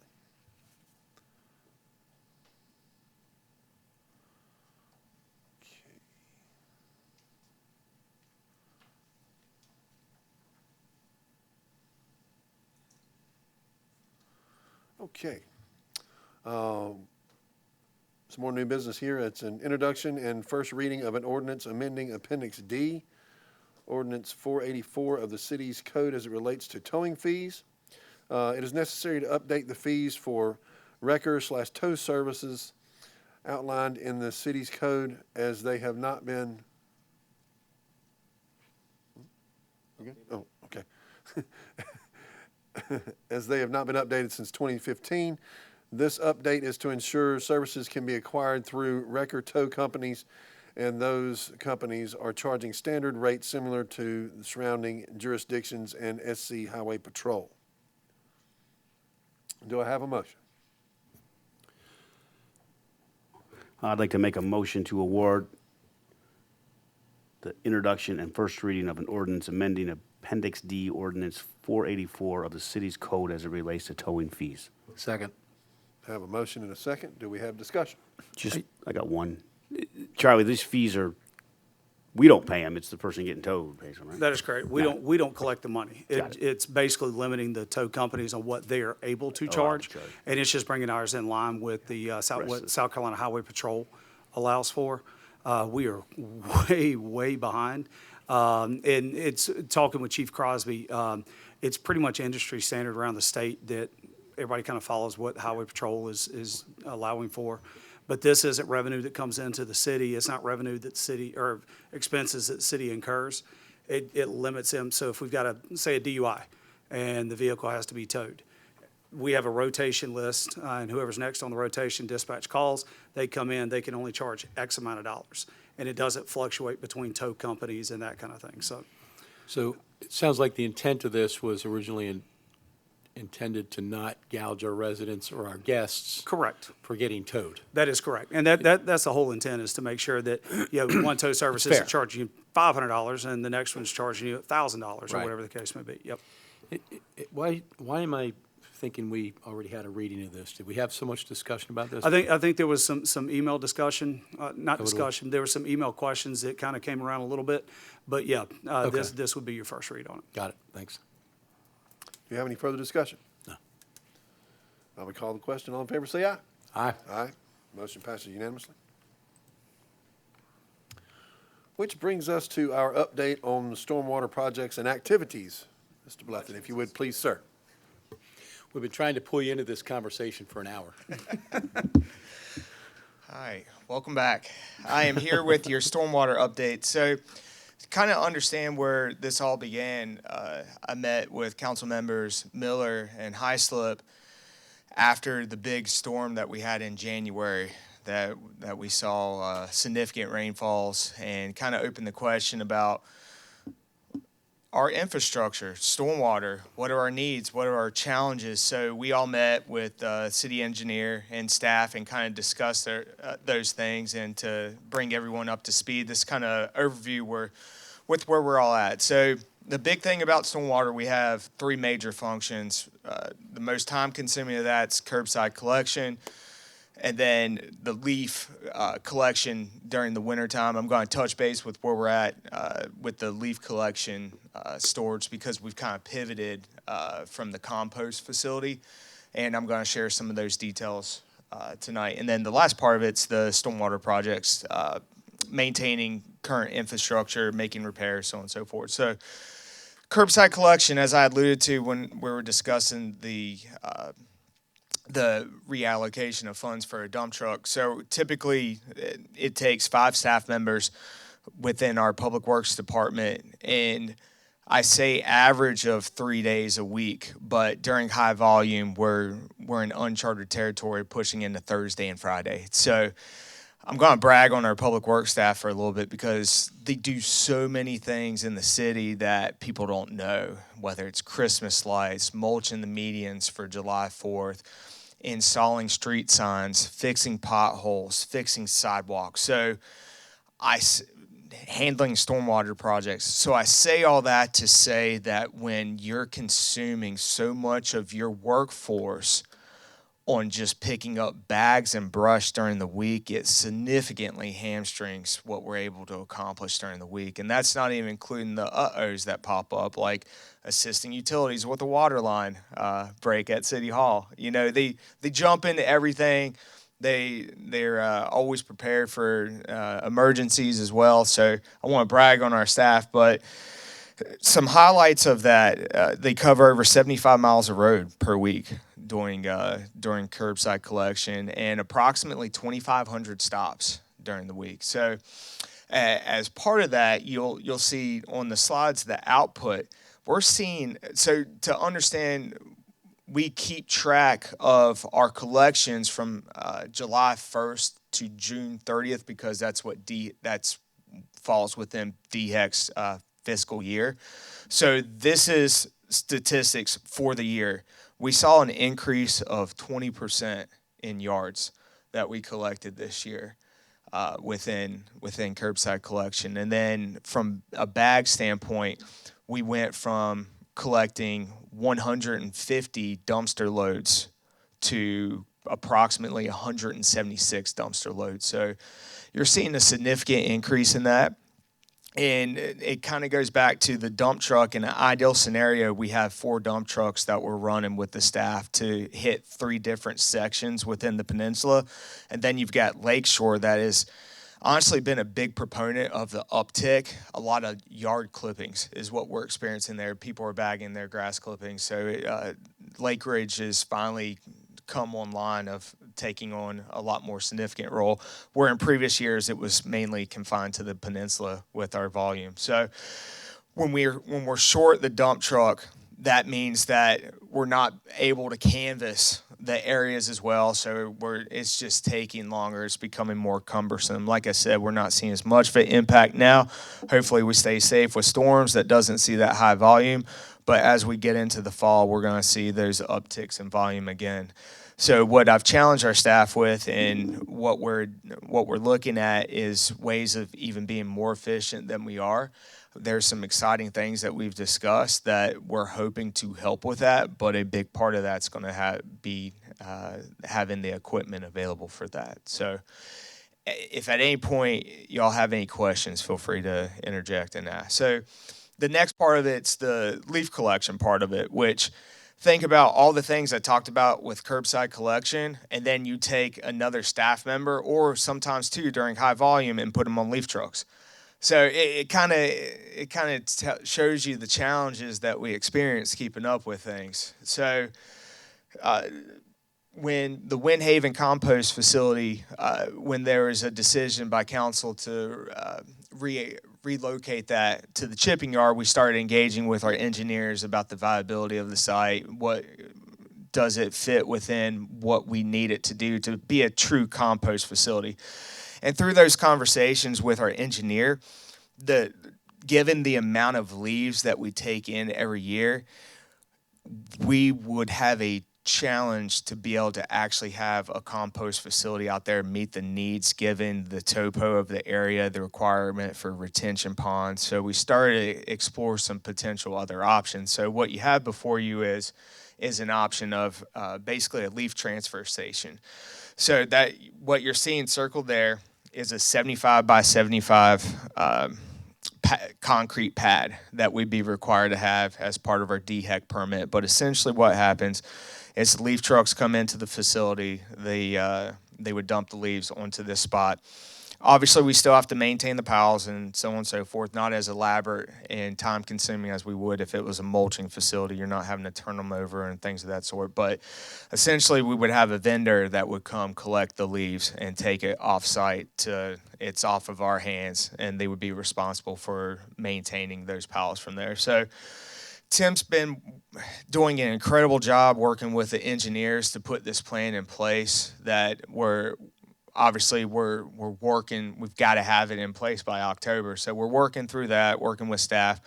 We're very close with the engineers on getting those plans finalized. And then our engineers also working with SCDHEC along with Tim to ensure that we have that permit in place for operations this fall. So that's just a glance. The positive is it's not taking up as much of a footprint as a compost facility would. So hopefully we can be good neighbors to the people surrounding us. And then obviously we'll be able to get those off site as well. So moving on to stormwater projects. So this is an update with where we stand with projects completed. Projects are in progress. So the four that you have that have been completed so far, those were all staff-driven projects that were completed. So the ones that you have, hole 4 and hole 6 were not. But the City Hall drainage basin, we're close on that. There's just some rock that needs to be installed with that. And then the maintenance shop outflow infrastructure is actually phase 2 of the project that we began last fiscal year that we anticipate with July 4th finally being gone. And hopefully we get some dry weather. It'll allow for us to tackle that final phase of that. Projects in progress. So obviously you approved 3 of those projects tonight. We thank you for that. That's a big step in the right direction. As you received word, the golf course is also taking care of 2 major projects as well that they're contracting out. And part of the conversations that I had with council members Miller and Hyslip is, hey, put a plan in place. So this kind of gives you a vision of what the plan that we're working on as a staff through conversations at all different levels of the organization. So we're looking to tackle, there's a lot of challenges with projects on the golf course, and we know there's a lot of them, and we've got to protect that asset to the city. So what we've done as staff is we've identified those projects and have been working on putting together scopes for those projects, and then working with the golf course to get that as part of their operations budget, because it's a challenge for staff, for public works staff to come onto the golf course, work with Chuck, make sure we're not interfering with play. And it creates challenges because you already have a challenge completing stormwater projects because, one, you have to have time for it, which I've shown you it's dwindling with us. 2, you have to have good weather. And then 3, you have to have the material in place, which material can be challenging sometimes. So you kind of have to have that perfect storm in order to tackle these projects. And then when you throw in the wrinkle of The golf course is doing very well. Obviously, you don't want to shut down play for that. So what we've identified that we think is the best foot forward and also the best use of city funds is having the golf course take care of the golf course projects so that the funds that we do collect for the stormwater fees are focused on projects throughout the city, impacting residents and city infrastructure. So projects in engineering, Charlie had alluded to it a little bit before, but Saguaro Circle street improvements and Cebu grouting, we anticipate those being significant projects. The price tag could be anywhere from $250,000 to upwards of $1 million. We obviously will not know until we get bids, but obviously we have to put those bids out in order to understand exactly what we're working with. So Tim has finally received those engineering plans back, and we will have those out for bid for y'all's future consideration. And as Charlie said, based off of how those bids arrive, we'll be having conversations as a team. But those are going to be two significant projects that are definitely needs, but they're going to come with some challenges with them. So that's where we're at on those.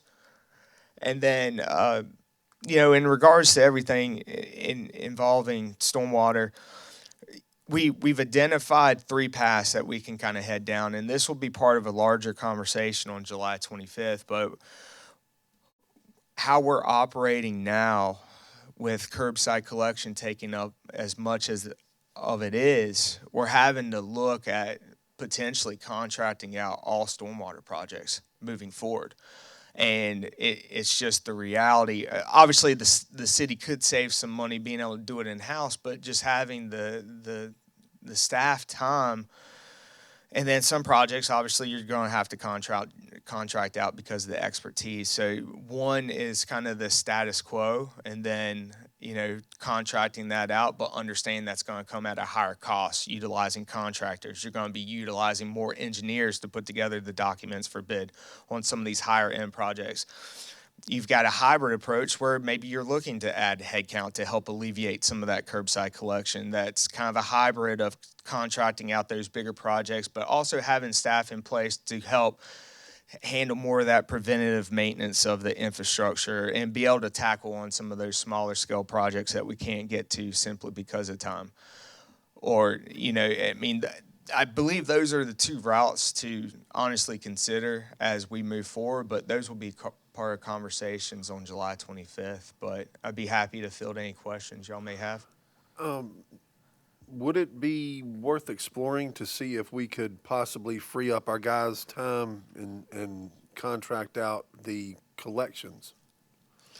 I know that the city of Rock Hill is, if they're not already done it, they were in the process of bidding that out. I'm not sure financially where that would put us at if, the cost that would look at that. But obviously, that would free up significant time to be able to tackle those things. I'm just not sure financially if it's feasible. We've got guys that are great backhoe operators and great, they install all of our piping and those guys are geared to that. Are we truly utilizing those folks' talents?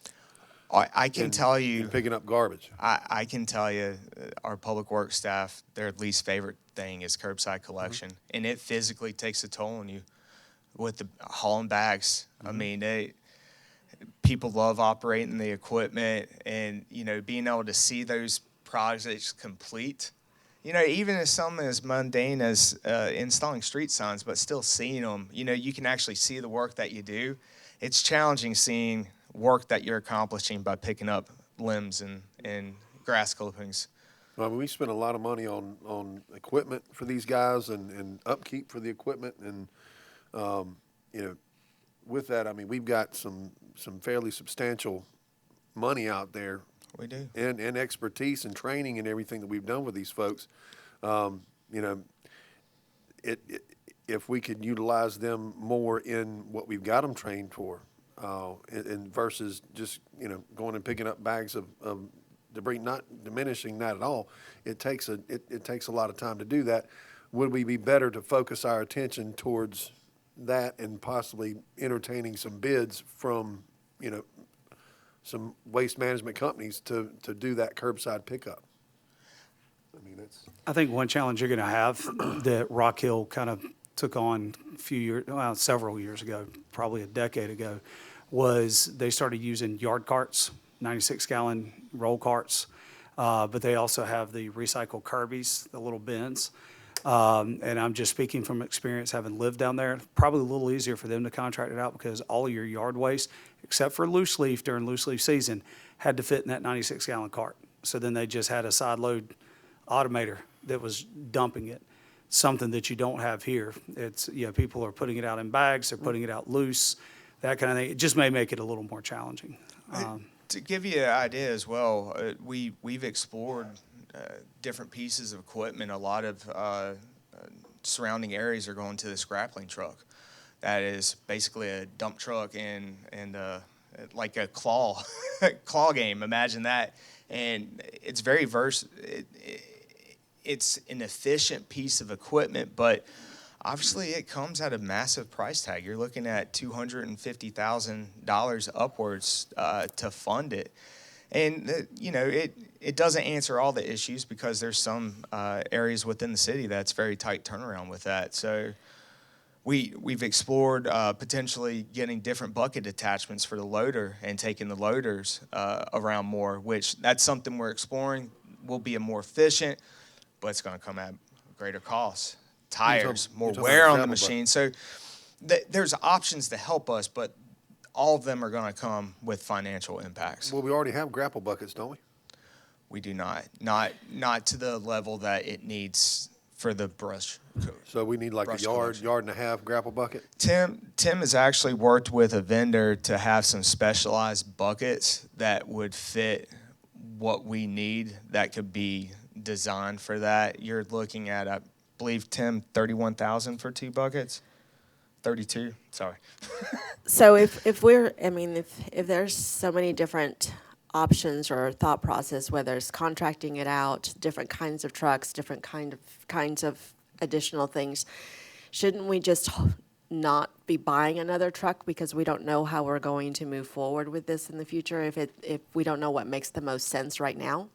Well, there's 2 paths that there's things that make sense. If you gave me a blank check, I could tell you the direction that we're heading, but I'm trying to give you a plan that helps with the efficiencies, help improve the efficiencies that we have to either free up time to handle some of the smaller scale projects, or just understand that we're going to be contracting out stormwater projects, and I think no matter what, you're heading down a path to where the stormwater fees are going to have to be increased to simply keep up for the demands that we have. With the grapple truck that you're talking about, that's a 2-man operation. Correct. You've got an operator and you've got a groundman. It would run 40 hours a week around the city. You basically have 2 people that would be allocated strictly for brush collection all week, and that frees up everyone else to do what they need. Instead of 4 crews and 4 dump trucks. And if we were to say if that would be an efficient way forward, the problem I have with buying the dump truck right now is the fact that if we were going to go to a grapple truck like that, we're talking $250,000 for a grapple truck, then that $80,000 could go into that grapple truck. And then we're talking about lowering our manpower and our labor cost in picking up that garbage or the yard refuse that we've got.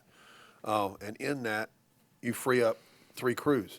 So I guess where my challenge at, I agree with you 100%, Mayor. I guess where my challenge is at, and kind of a question for y'all is,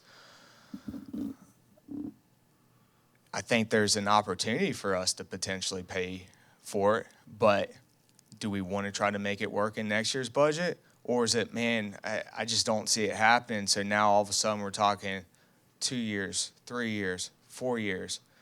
So is it worth not having a piece of equipment that can help us now in the hopes that we may have this thing in 3 to 4 years, or is the direction that we strive to push for this upcoming year? Well, I mean, that's the challenge, right? Yeah, we would need, honestly, myself, I would need more data. I mean, No doubt. You free them up. What are these workers doing now? right? Are they doing stormwater projects? You're Are not they doing freeing them something up, else? you're just reallocating. You're not freeing them up, from but the pickup. you So know, what's the new job? You're reallocating. I'll give you a perfect example. Tree pruning. There's so many areas of the city, thanks to Tim, that we have to prune because of all the trees that he planted way back when. But you know, we're severely behind on tree pruning. But I hate to say this, but it's an afterthought compared to compared to curbside collection, compared to stormwater. Mm-hmm. Honestly, the street signs is a big priority to get it knocked out before the fiscal year. So I can assure you, and that's not even including the little fires that pop up. I think Public Works, more so than any department, is the king of getting the fires. Hey, so-and-so happened. Hey, can you help with this? Can you assist with that? I mean, it truly is a team effort when it comes to operations because they dabble a little bit in utilities and help on that end when needed, and they help on the Parks and Rec side when needed.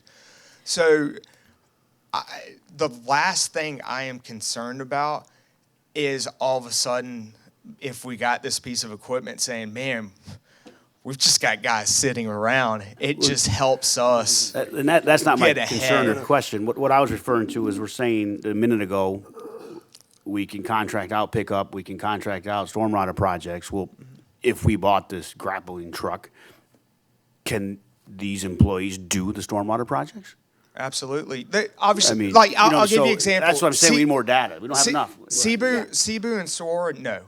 You're talking about high-end projects that require specialized contractors. I would not feel comfortable asking that of our staff, but some of the other projects that were on the list, absolutely. It's just our employees are hungry to do those types of projects too. Like I said, they don't want to pick up bags. It's that necessary evil. So it's one of those things where if between myself and our staff, I know we can put together a hell of a plan for y'all. If you give us the resources that are needed, we can put together something that you're proud of. It's just a matter of understanding y'all's focus and priority and allowing us to go with it once we have that. When we met, I think one of the things that we said was, show us, tell us what it is that you need in order for the city to have the best possible outcome when it comes to stormwater management, right? Yeah. And for me, the truck just doesn't seem to quite fit a big comprehensive plan because we don't know exactly what that would look like right now. We are talking about, contracting out certain things and freeing up time to do the bigger projects, to do the things that matter to the city besides picking up the leaves. All of that really matters to the citizens. So I would prefer to take a breath and really understand what the big comprehensive plan is of where we're going with this and support you. I mean, we truly want to support that end result. This just seems like it's a small portion of something that we don't know what that something is yet. I can tell you my number one challenge, my number one focus is curbside collection, getting more efficient at it, figuring out a way to where it becomes less time consuming for our staff because of the time that it takes does not allow us to do other things that are also very important. If that's the case, then the plan should include to say, this is how much it would cost to contract it, and this is how much time it would free up our staff, which then could be put to use here, which may or may not indicate the need to have this additional truck. So, and that's what I'm saying is that there's not a no because we don't think you need it. It's more of, let's put a plan together that really moves us in a very specific direction that we all understand. To confirm, we're discussing the grapple truck? No. Oh, the just dump truck. The dump truck. Okay. Because that's what we have on the table right now, right? Is this dump truck idea? But what I'm hearing is that it may make more sense for us to contract out the use of that. So why would we buy it if we're thinking that in long term it might be more beneficial to actually contract out this portion of what you guys are doing right now? It may be. It's just, I have concerns about the cost when we start contracting that out and what does that look like. And knowing the challenges that come with the budget every year, and it's obviously a route that we can explore. My only ask of you is if we do go down this route and explore contracting it out and come back to the table, just understand that the dump truck, if we keep going with curbside collection, it is a need. It is hampering operations. So if it is tabled with tonight, which I absolutely respect, to allow us to have more conversations about that, just understand it's going to be very important for us to have if we get to curbside collection and we're still utilizing 3 trucks come the fall. That's my only concern. I don't think we have any issue with the fact that you might need to have this dump truck, or we might look at that as a more long-term comprehensive contracted out option, right? I don't think any of us want to leave you in the lurch. I just feel like I don't want to make a decision to spend money now simply because it's there, rather than use it as a more comprehensive plan. I would say that this idea of the dump truck, to me, looks like a reasonable midterm solution to me. The idea of potentially contracting and looking for other solutions are a potential long-term solution. If you bought a longer chassis truck, being a dump truck, I know it'd look kind of weird, but if we bought a longer chassis truck and then we did decide to go with a grapple, we could go to Powfinger and have them upfit a truck with a longer chassis. They could upfit that truck with outriggers and with the apparatus that it would take to do that. You'd still be buying the same amount of truck that we'd be buying as far as a dump truck goes. You're just talking about having a longer chassis on it. That would give us the ability to upfit that truck at some point in time. If we did go with a grapple, then we're not wasting the $80,000 to go with the dump truck.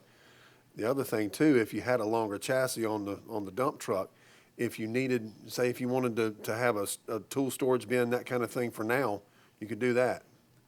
We wouldn't be burning $80,000. We'd have a truck that we could actually put in another apparatus on in order to do that. I think if it's okay for everyone, given where the state that we're at, I think it may behoove us, based off of conversations I'm hearing from council, is let's put a pin on the dump truck for this evening and give us an opportunity to have some further conversations. And, you know, as long as we have some type of commitment that, you know, let's have further conversations, whether it's, okay, exploring more into a grapple truck or contracting it out. Let us have those conversations.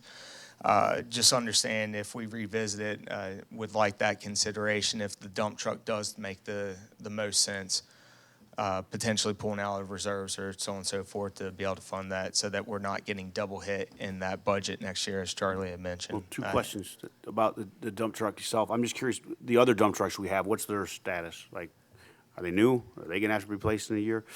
Because Tim, if do you want to they're speak on more last, to that? if they're on their last legs, we probably gonna need a dump truck sooner rather than later, so it might not be Right. that bad of an idea. I'm not saying tonight, but Yeah. it won't go to waste, is my point. But that's, unless we got 3 brand-new dump trucks, well, maybe we can wait a while and see if we need one. They're definitely not brand new. I believe one's on the newer side. Tim doesn't. Newest one's 2019, according to Tim. What are so the, do you know the other 2? We got 3, is that right? we do have 3 that we're running right now. Are they old like this one that broke down? I do not. I can get that Okay, no information to y'all, What year's the one that broke so down? they have it. 2007, I believe. And is there the option to rent a dump truck in the high times, in the meantime, if, while we're exploring plans, if it gets real bad in the fall, could we rent a dump truck? I'm sure it's something we could explore. Right, I mean, and that might be similar to the leaf truck. In hindsight, maybe we should have rented a leaf truck instead of buying one. We I know, was leaf gonna truck's say a lot we- different. I'm making a joke. we explored Everybody loves a renting leaf truck. trucks. I'd prefer gonna not go to out- hear leaf go out on a truck limb this here. early on. I'm going to say Still have something that, nightmares over it. I'd like to say something that I don't normally say, so don't hold this against me, council, but these guys work with this equipment every day. They know what they need, and it's important that you have the equipment that your team has the equipment to do the job that they need to do. And I'm in a position to trust your judgment, and I'm going to recommend we get the truck. And if we need other trucks in the future, we can talk about that when that comes around. Maybe we can have a little more proactive discussion before one completely takes a crap on us. And we can maybe prepare for it in an upcoming budget. If we need a grappling truck, or if we need other equipment as we continue to grow and move forward, I think we should have those conversations. I'd like to see some conversations, to the mayor's point, about maybe contracting some of these services as we go forward. And I meant what I said. I think the truck's a good midterm solution, maybe not a long-term solution. I'd like to see maybe a different long-term solution. But I'm going to recommend to my fellow council members that we give you what you need. Thank you. For whatever it's worth, you know, a big part of the equipment, morale for staff. They take pride in the equipment. Right. And These guys work their tails they- off, man, and I appreciate it. I advocate for them tonight, but I'm not the one feeling it. It's Right. them. They're the ones that's feeling the challenge, the burden of having to be short with it. So I want to be good stewards and respect them for all that. But They need a valuable piece of equipment to do something that's probably their least favorite thing that they do. by far their least favorite thing to do.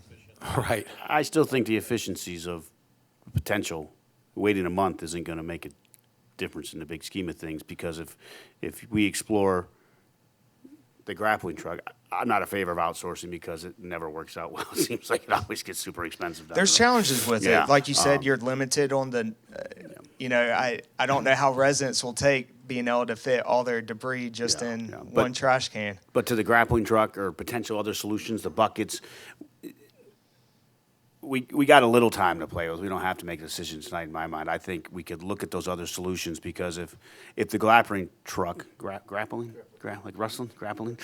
truck is the more efficient use, and we can do the job with 2 people, and we free up 4 other people, that may be the way to go, and we could do that sooner rather than later. But I don't want to spend 80 grand on a dump truck and then turn around and spend 250,000 on a grappling truck that now is not being filled with yard waste. I think no matter what, this is Right. There's some That's my outstanding productive conversations, and I think based off of what we initially had discussed with the budget, there's some more that we can talk about. And I'm an options type of guy.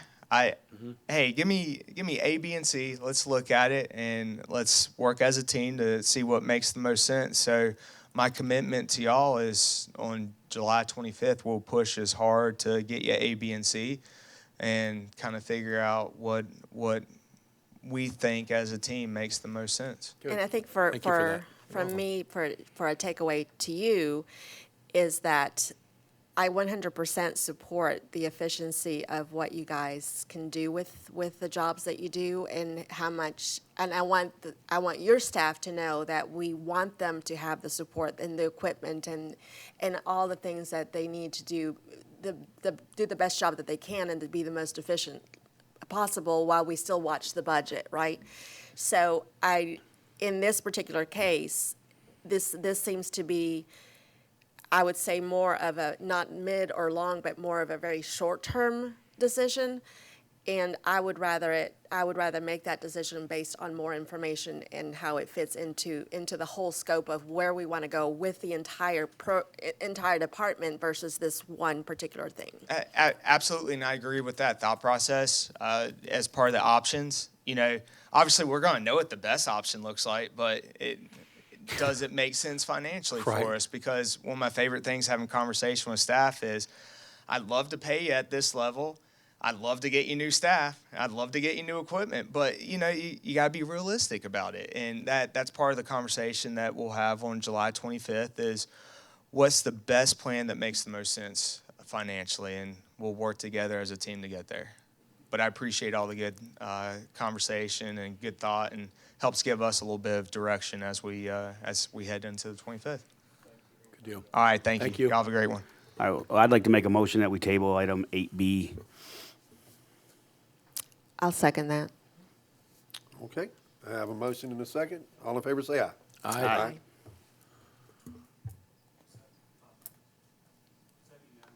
Yes. Yes.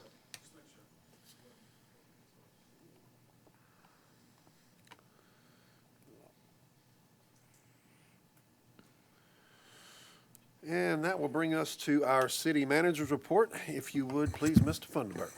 Mayor and Council, I'm going to be extremely brief tonight.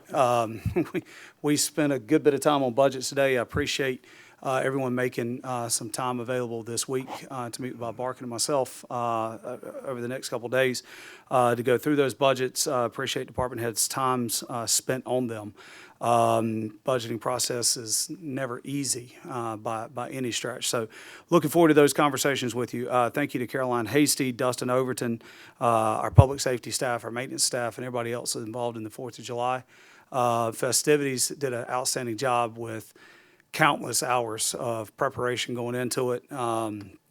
It's a big deal for the city, and they really put their best foot forward.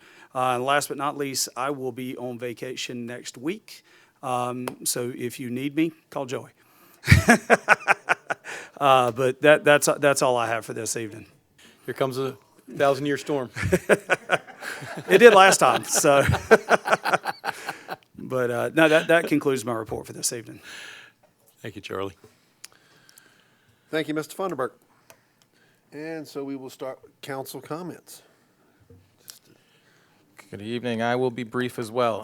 Wanted to focus on the 4th of July celebration and the TKK's birthday celebration. Absolutely amazing. Caroline Hasty and her crew did such an amazing job putting together the parade and all the logistics in regards to that, with the boat parade, the concerts, the land parade, just everything that way. Everyone involved with the city that helped out, awesome job. Great job. Public Works Department, Parks and Rec, just great. TKK Fire Department, thank you guys so much. The TKK Police Department that was at all the intersections to block the traffic. I know they weren't actually in the parade, but they were also part of the parade, so thank you very, very much. Also want to thank Council. Council, you guys in the parade were great. Watching you, Mayor Gray, up there just doing it. Councilmember Miller, just up there just waving, just having a good time up there. And then you got Scott Shirley over there giving out all kinds of candy to everybody. I was jealous. I was supposed to jump out of there and try and go grab some candy as myself. And then behind me, we had Councilmember Hyslip blasting T-shirts over our cart. It was such a good time. The residents absolutely loved it. The smiles that we saw coming down the TKK Drive and all the residents. People just really enjoy themselves, and that's one of the biggest reasons why people really love our community, and it's bringing everybody together. It's such an amazing weekend, so just want to say thank you for everybody that was involved, and that's it. Thank you, Councilman Carter. Councilman Hyslip, please, sir. Thank you, Mayor. Start Police and Fire. Thank you. You had a rough day, and thank you for everything you did with that response. Please, if you need it, any member and staff as well, the mental health and wellness program the city has, please take advantage of it. I know that was not easy, and I'm not going to get in more of what I'm talking about. The city put out a statement about it, so please follow up there. The 4th of July, Caroline Hasty, thank you for everything, all the staff. Brian said it wonderful. I won't reiterate. I just want to say thank you. What a great job. And that's all I have. Thank you, Councilman Hyslip. Councilman Shirley, please, sir. Yes. Noticed on my way in today, there was an interesting sign about Windjammer Park needing a permit. I thought that was pretty cool. Nice touch. Thank you. City staff continues to create awareness around what's going on at the park down there. And I know the residents along Windjammer Drive and those residents of ours that use the park appreciate that. So thank you for the continued focus on that. Fall sports registration continues. Folks need to make sure that they get registered as quickly as they can for that. Yeah, tough day for first responders, and a really tough day for a few other families, and our hearts and prayers go out to them and to the tremendous response from our staff and our team in the city and what they do and what they go through on a daily basis. If you folks are watching, man, this summertime is an easy time to let your guard down, and it's really important that you look out for each other, look out for yourselves, make sure that you're practicing safe practices, have fun, have a great time, enjoy your friends and family, and look out for each other. Congratulations, Councilman Hyslip, on the job that you did with Tank. A lot of fun watching that. Really kind of bummed I didn't get hit in the back with a T-shirt riding in front of you, though. That would have been kind of cool. I have to climb a tree to go find one, I guess. Special, sincere thanks, and I couldn't possibly overstate it or overemphasize how grateful I am for the city that we live in and how beautiful our staff makes our city every year for 4th of July and all the time. Public Works, Maintenance, Parks and Recs, PD, FD, all the staff in the city office that work so hard and tirelessly to make it such a great experience. I can't even count the number of responses and comments that I got personally from residents and guests that were visiting the city during our 4th of July festivities and how much they enjoyed it. And for me and my family, one of my sons was home for all of that. It was just so nice to enjoy that as a family and a resident here myself. So thank you to all that put that on. I'm very, very grateful. I always feel like I should just say ditto.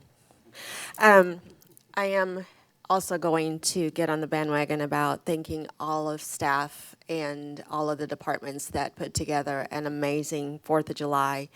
One of the things that I have said myself, and I heard it over and over again, is that it's very hard to not be here for the 4th of July, that as families, we consistently plan to be here 4th of July, and we either go on vacation before or we go on vacation after, because there is nothing like being in Tega for the 4th of July.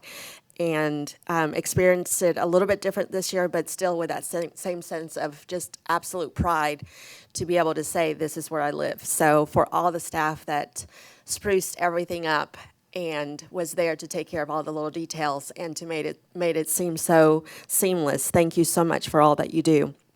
Congratulations, Chip Page again and Cliff Nichols for your recognition, because it was definitely well-deserved. The years and years that we have of memories from what Cliff does for our photography, that is absolutely priceless. There are 4 more events, actually 3 more that are coming up. We have concert series and the Jazz Night Thursday, July 18th at Catawba Park, 7:30 to 9:30.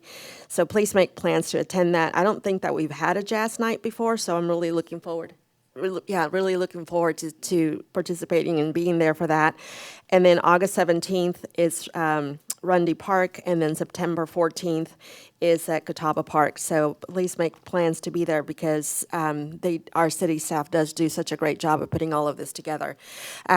We did skip our council chat for June, but we are scheduled one for July. So July 24th at Model A, 6 p.m. Tom and I will be there for our council chat. So many prayers for special families in Fort Mill tonight. There are just no words. But it's heartfelt, and you're in our prayers. That's all. Thank you, Mrs. Mayor Pro Tem. Which that comes to me. Folks, can't say it enough. Staff, you guys killed it for July 4th. From the security aspect, safety aspect, to the beautification of the city, you guys ramped it up going into it and just absolutely killed it. To our citizens that came out, you're the reason that we do what we do. Loved all of the folks lining the roads, the kids. It was great to see the smiles on everyone's faces and just everything that went into it. Thank you for everyone that came out and cheered us on and had a great time at the parade. Come out next year, bring some more of your friends and more of your family. Have some more folks over. If you need some bedrooms, come on over to the house. We'll have you. Just absolutely great effort by all. Thank you to each of our departments for everything that they do. I also wanted to thank our guys from the golf shop and our greenskeepers for the tremendous job that they're doing for our golf course. They did a great job with the tournament again this year. We continue to knock it out of the park, so great job on those guys.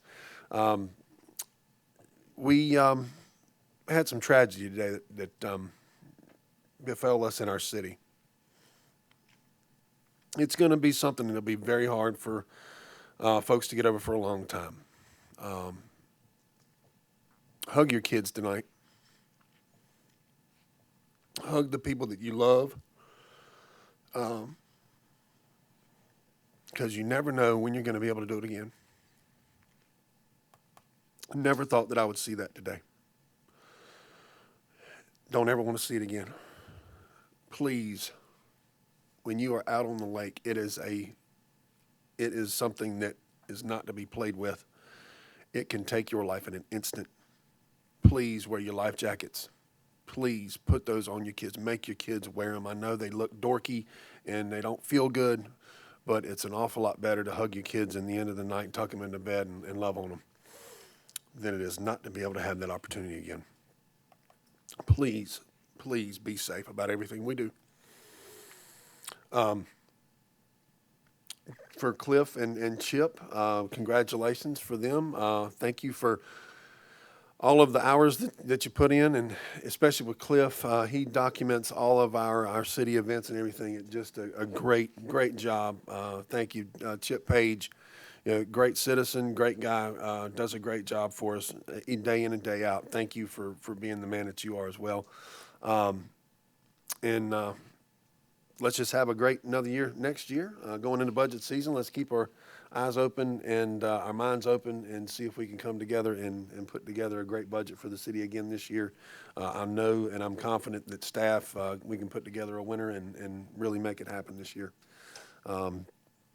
So without further ado, I would like to ask for a motion to adjourn. I'd like the motion to adjourn, please. Second. Have a motion and a second. All in favor, say aye. Aye. Aye. We're adjourned.